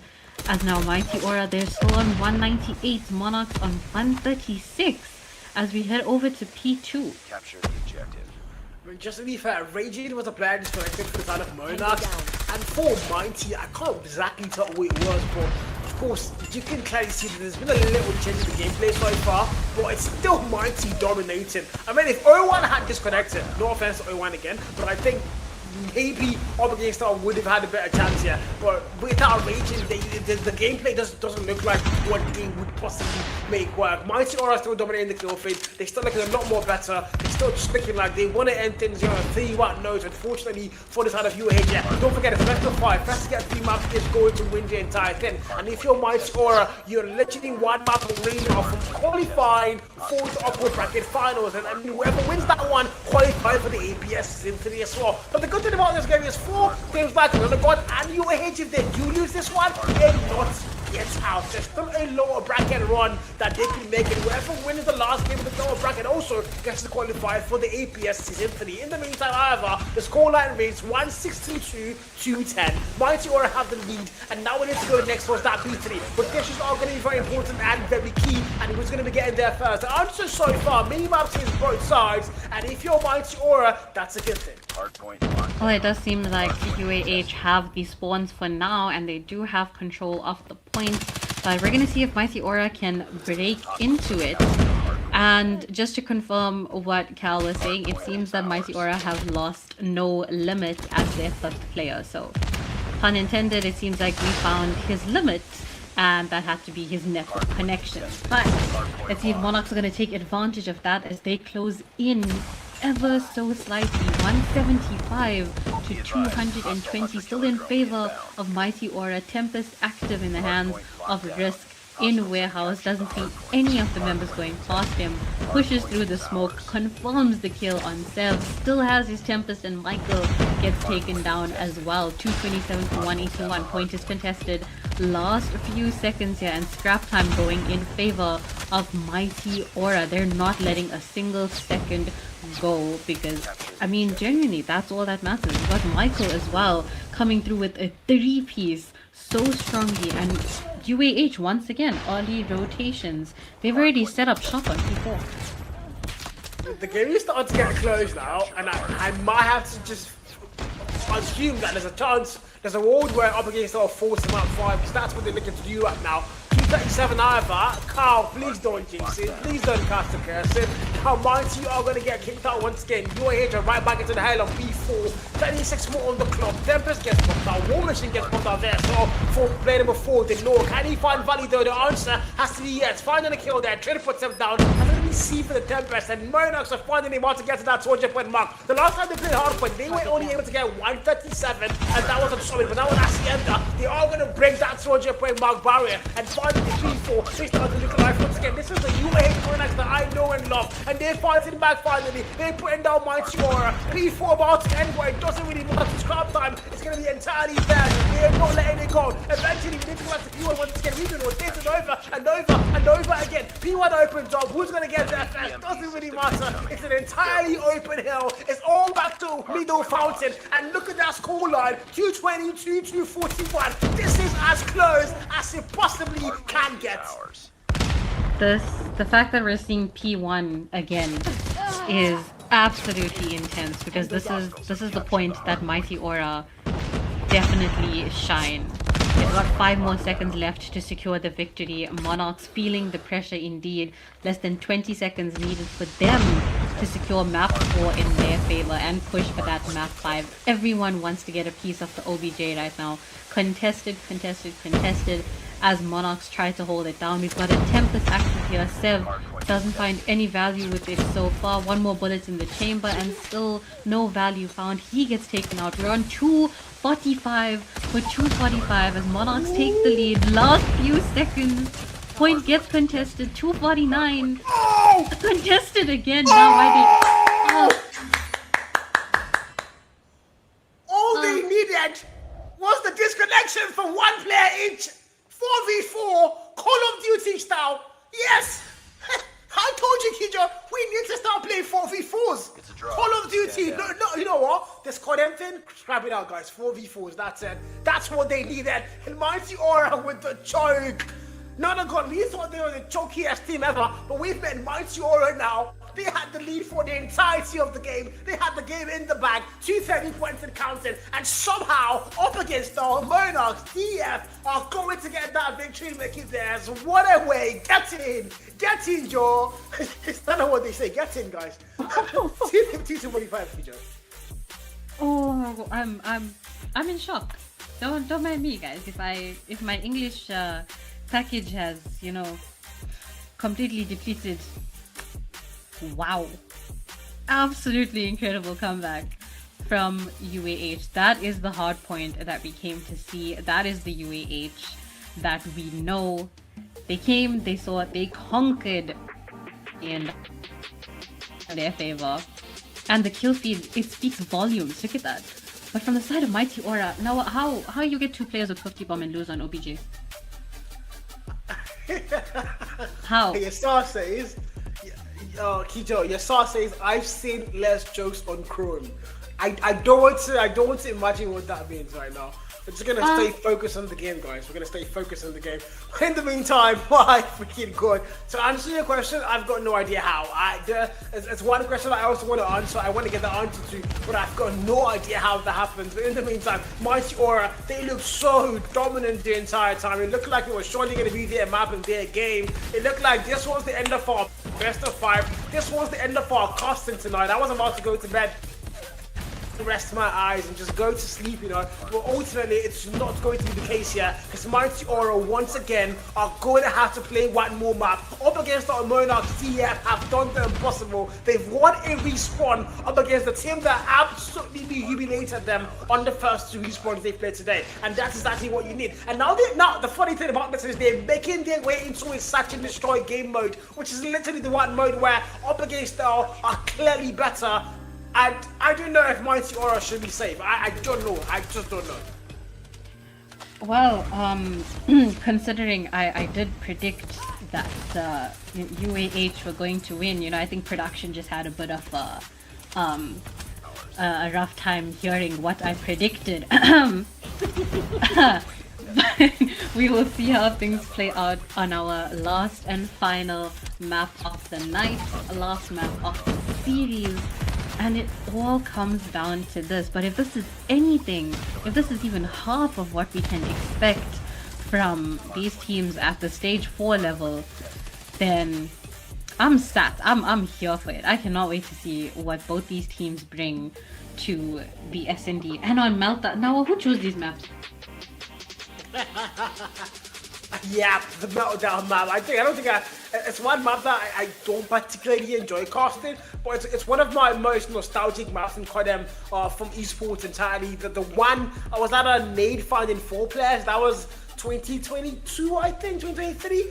That was the LG up against Godlike game where nade found 4 kills, and I would never forget that inside that middle freaking building. Nobody, if you've watched that esports game, I don't think anybody ever forgets that moment. But Meltdown, beautiful map, not really entirely seen that often in this particular game mode, but it's gonna be here today. We saw, now look at the map bans. To me, apparently, Mighty Aura had no bans. They did not ban a single map. I think they were very confident, or they were just not available to ban. But ultimately, I don't know if that beat them in any way. Maybe that did go against them. But now we're looking at S&D on Meltdown. This is a map we haven't seen that much. So whichever of these teams went to pick Meltdown, I can assure you that they know something that we don't, and they think that this could be the map where they close up this series. So if this is Monarch's pick, surely it might be their map. If it's the side of Mighty Aura that picked it, then oh my god, I think they are possibly looking to win their first S&D map in this series. But again, Kijo, best of 5, and we had to go all the way to map 5. Let's go, Kijo, let's go. Well, I'm definitely out of breath, and I'm also slightly confused, because if we looked at the map bans correctly, Monarchs banned Tunisia. They are aware that they have Michael on their team, right? Isn't that like his home ground?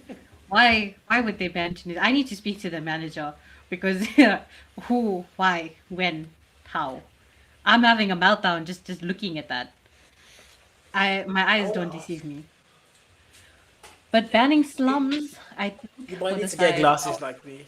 I might need to get glasses. Yeah. It's okay. I'll go to my dentist and sort it out. There's no stress. Good.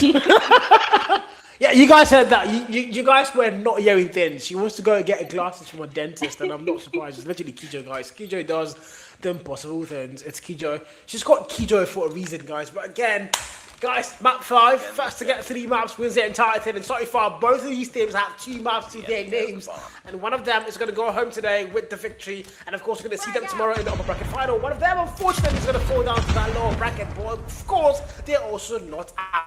They have a chance to redeem themselves and qualify for the APS 3. We can start things off in a 5v5, it's such a destroy, and I'm live from the Nairobi capital, Kenya. Take the lead, bro. It is currently 9:38 here, South African time, and we have kickstarted off the SND where everyone is social distancing and they don't want to piss anyone off, but Swifty Pie says no, goes in for a double kill potentially, doesn't confirm the second, as Sev manages to get away from that last deadbeat bullet, saving his life there. We had a 4v5 situation.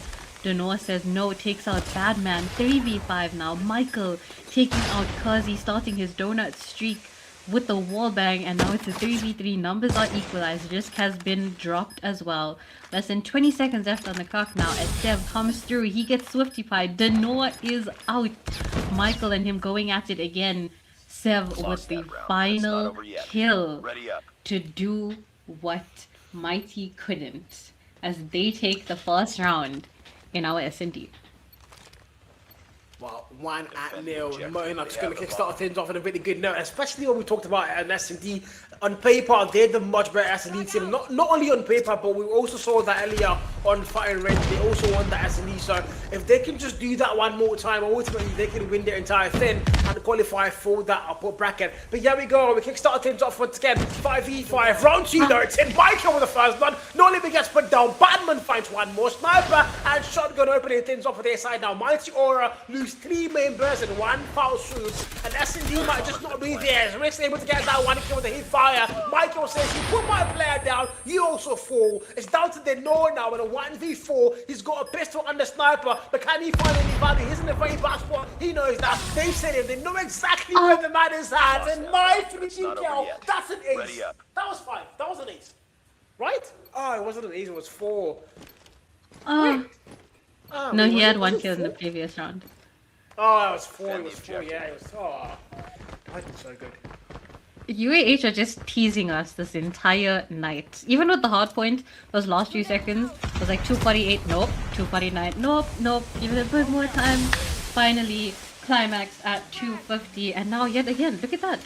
3 kills back to back. Mighty Aura are now on 2 players left against the entire team of UAHMP.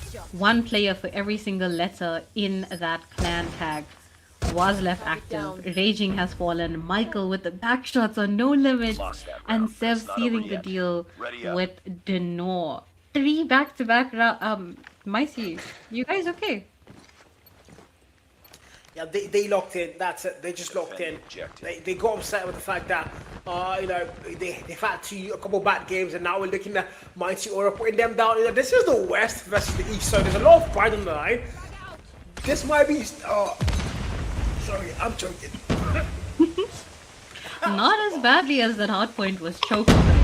So we better hope Cal is okay. Mighty Aura now still stuck. Well, they were in a 3v2. 3v3, sorry, now it's back to a 2v2. Things are equal, things are calm.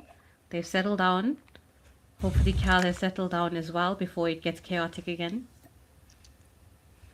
I almost died. I've got no idea who's cooked it, but yeah, but this probably is black matter, guys. He's doing some dark magic somewhere, trying to end the cow, but unfortunately it's not going to work. Kazi getting that kill, Steve gets put down. Mike going left to clutch 1v2. He finding the very first kill there. It's a 1v1 now for Mike, but a player behind him, I think he knows that's going to be risk. It's all down to who's going to get it first. Locust up against SMG. They both see each other, I think. I don't know who's going to get the kill first, though. Now the push coming through from Michael, but Risk is going to back it down. He says, I don't need to take the fight. I don't need to. Well, he might be on the side of UAH, but it almost seems like Michael is the one Aura farming at this point in time. Bro already has 8 kills. We're in the 4th round. I jinxed it, yeah. Down with Michael. Michael has fallen. And Mighty Aura get their first round after waiting 3 long rounds. They have finally joined the scoreboard for SND, Destroy the objective. and we're already on round 5 here. If you're just joining us, Monarchs are the ones planting. Mighty Aura are defending for our next 3 rounds, and Monarchs have the lead. Yes, they do. No doubt they do. SND's their territory here. Can they not see things too high for Michael? Oh, don't pick the man. First kill found. First blood drawn. Once again, 4v5. And Mighty Aura are not going to have numbers locked in. So, man, not really the best sport to be in. But they're finally able to get around there. So, a little bit of momentum now. Hopefully in the court. Hopefully they can bank on that and make something work. 1 and 3 on the scoreboard. 4v5. Bomb in hand for O1, Strip T-Pie. Steve, check your freaking corners, man. You're supposed to know that. But he's going to get put down. O1 now for the trade, puts out Swift T-Pie. Then no sniper in hand. 1 kill mark. Batman finding 1 more value. And now it's down to a 2v4. Mighty Horror have no numbers to work with whatsoever. But if you're the Monarchs still, you're looking really good. Well, 2v4 here, and Monarchs still have that life advantage. 2v3 now that Raging has fallen. Still on a cute little donut there. No kills for him, no value found. But UAH planting the bomb for this round. Bomb is in hand. They do have it, but do they even want to plant the bomb? It almost seems like they're playing with their food at this point. They're paying no attention to OBJ. As I say that, they're like, shut up, Kijo. We'll plant the bomb. Like, damn, okay, jeez. Time has now been reset, and now all the pressure on the last 2 players from Mighty Aura. Oh my god, Michael with a free kill. The Noah gets put down. Vital that is. And now it's all down to the man, no limit to clutch 1v3. Bomb already planted, that's important as well to note. He's got to make the defuse somehow, but there's 3 players to go through. First one found. 0-1, nasty angle. The maximum rifle might just work. Michael knows now. The call-outs are going to have to get even. No limit finds 1 more. It's down to a 1v1. There's no time. He's going in for the defuse. Oh, no. He gets caught in these tracks. He gets put down there. 1 and 4. But that was so nearly going to be a clutch. But Mighty Aura, unfortunately, are not going to get that round locked in. Monarchs once again extend their lead. It's now going to round 6 with UAH MT locked in for the lead. Locked in indeed. I'm glad we're not seeing any equal rounds. UAH and Mighty Aura have given up the sharing is caring attitude, with UAH completely dominating in this SND. We're going to see how long they can keep that lead for. Denor took down the first person there from UAH. Now numbers were equal until Kurzi fell. Swifty Pie has fallen. Michael out for the count. And Badman, avenging his teammates, secures a 5th round for SND. This might be one of the quickest SNDs that I've witnessed. Enemy has dropped the bomb. They found a way to qualify for the map 5, and they are not playing about in how badly they want it won. They just want to end the home turn and make it theirs, and that's exactly what they're doing so far. And right now, if you're the side of Mighty Aura, this isn't looking good for you. You have to fight back, and that's exactly what they're doing now. Kirsty with 1 more kill there. O1 gets put down. Cozy finds 1 more kill, puts the last man down, Raging. And now it's all down to Michael in 1v3. Sniper doesn't work this time. Denor finds him first. Maybe the best sniper won that particular one. 2 and 5 is now we make our way to a round 8. Round 8 indeed. We've got a 3-round lead here for the side of Monarchs. That seems to be the recurring pattern for this SND specifically. But this is the potential last round that we're going to see UAH on the planting side. If you take a look on mini-map alone, the amount of nades that were being thrown absolutely flabbergasts me in every way possible. Badman with the first blood. Make that second blood as well. Third locked in as he takes down 3 players from the side of Mighty Aura. Doesn't manage to secure the ace though. Michael wanted his piece of the action. But Badman, 4 kills that round. He was hungry. Yeah, I don't think Mighty Aura on this map, I won't lie. But they have to find a way back, and that's exactly what they're trying to do now. 2-6 on the board. Able to get to that 2 round mark. They have to get a lot more though, that's a thing. There's 4 round gap between these 2 sides. Mighty Aura need to get their head back in the map. They've been able to get a couple of at the end there, but they need to absolutely lock in.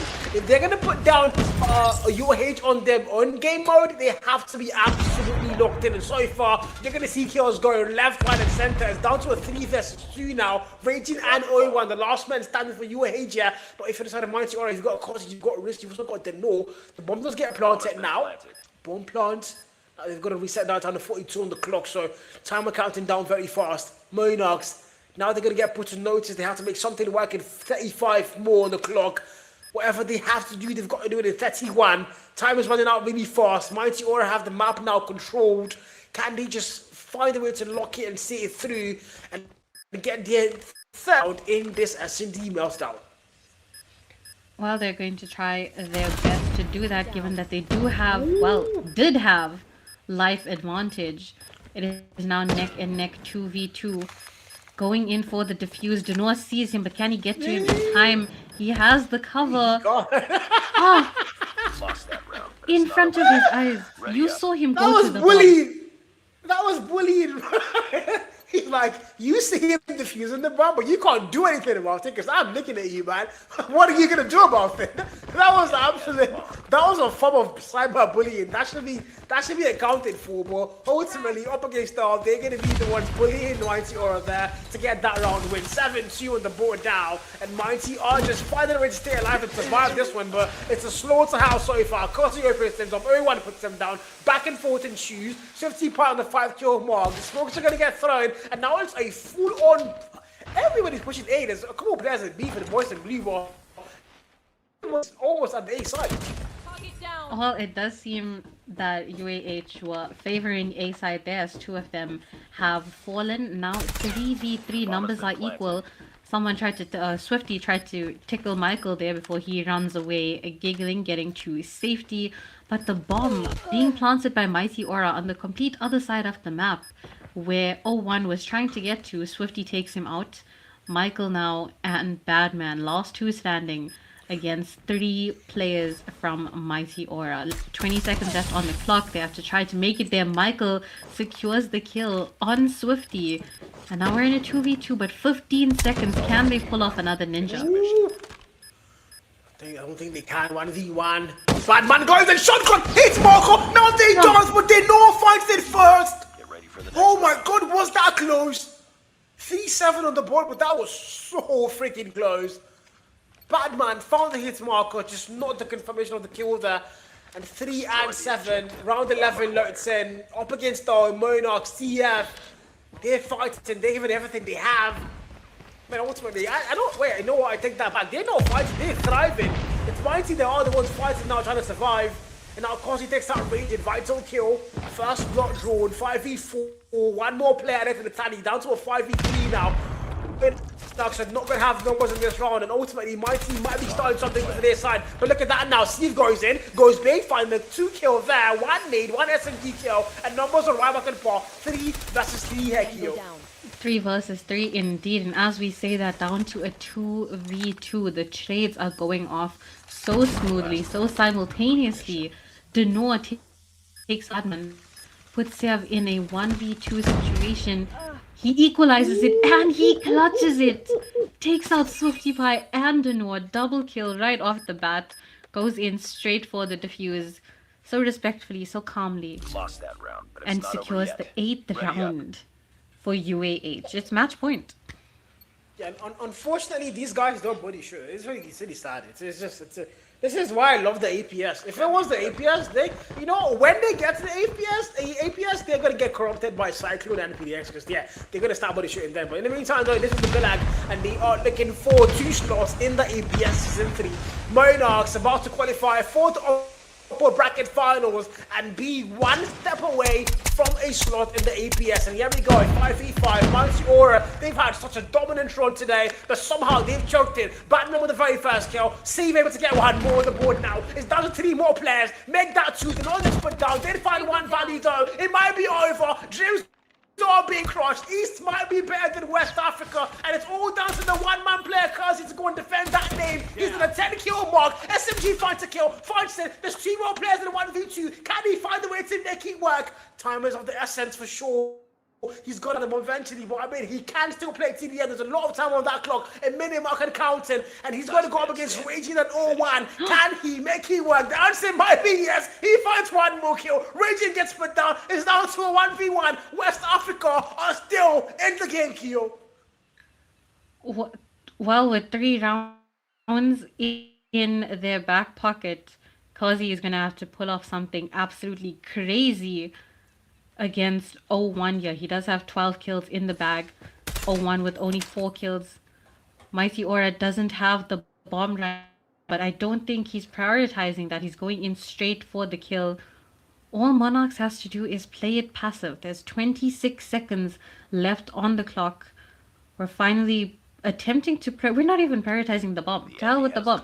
This is full on TDM, and you're going to want to check your corners. 0-1 now, hoping that the sound gave him some sort of notification. And Kazi doesn't even get a chance to react before UAH secure not only map 5, but the series win for the night.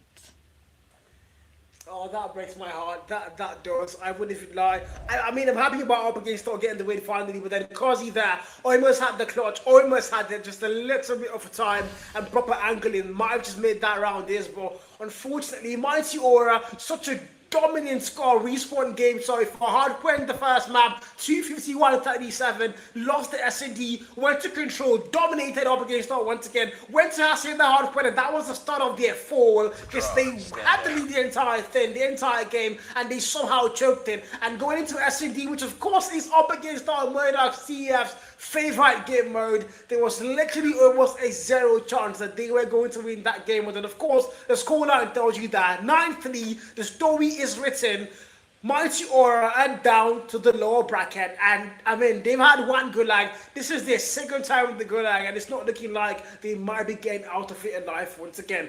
In the meantime, however, up against our Monarchs TEF, against every odd in the notebook, are through to the upper bracket final, Kia. Well, I was holding in a comment that I wanted to say at the beginning of the series. We've had APS Season 1 and Season 2, and somehow Michael has been a part of both of them. It may not have been for the same team for both seasons. So if we don't see Michael in Season 3 of the APS, something's wrong. Hell will freeze over before we have an APS without Michael there. So no pressure on UAH, but they are still part of the upper bracket finals. They're going to go up against Strix Gaming tomorrow, and we're going to see who qualifies. But for Nonagon and for Mighty Aura, at the lower bracket, they're going to go head-to-head tomorrow. And unfortunately, the loser of that specific match will be dropped from the Gulag. The winner, however, still has a chance to make it if they can win their next game. So all roads lead to APS Season 3, and we get to watch it unfold right here. We got to watch it unfold. I mean, wonderful day one. This has been amazing so far. It's been nerve-wracking. Of course, not the game one. When I say nerve-wracking, I'm talking about the game two today. The game one was FCX just dominating everything possible. Right?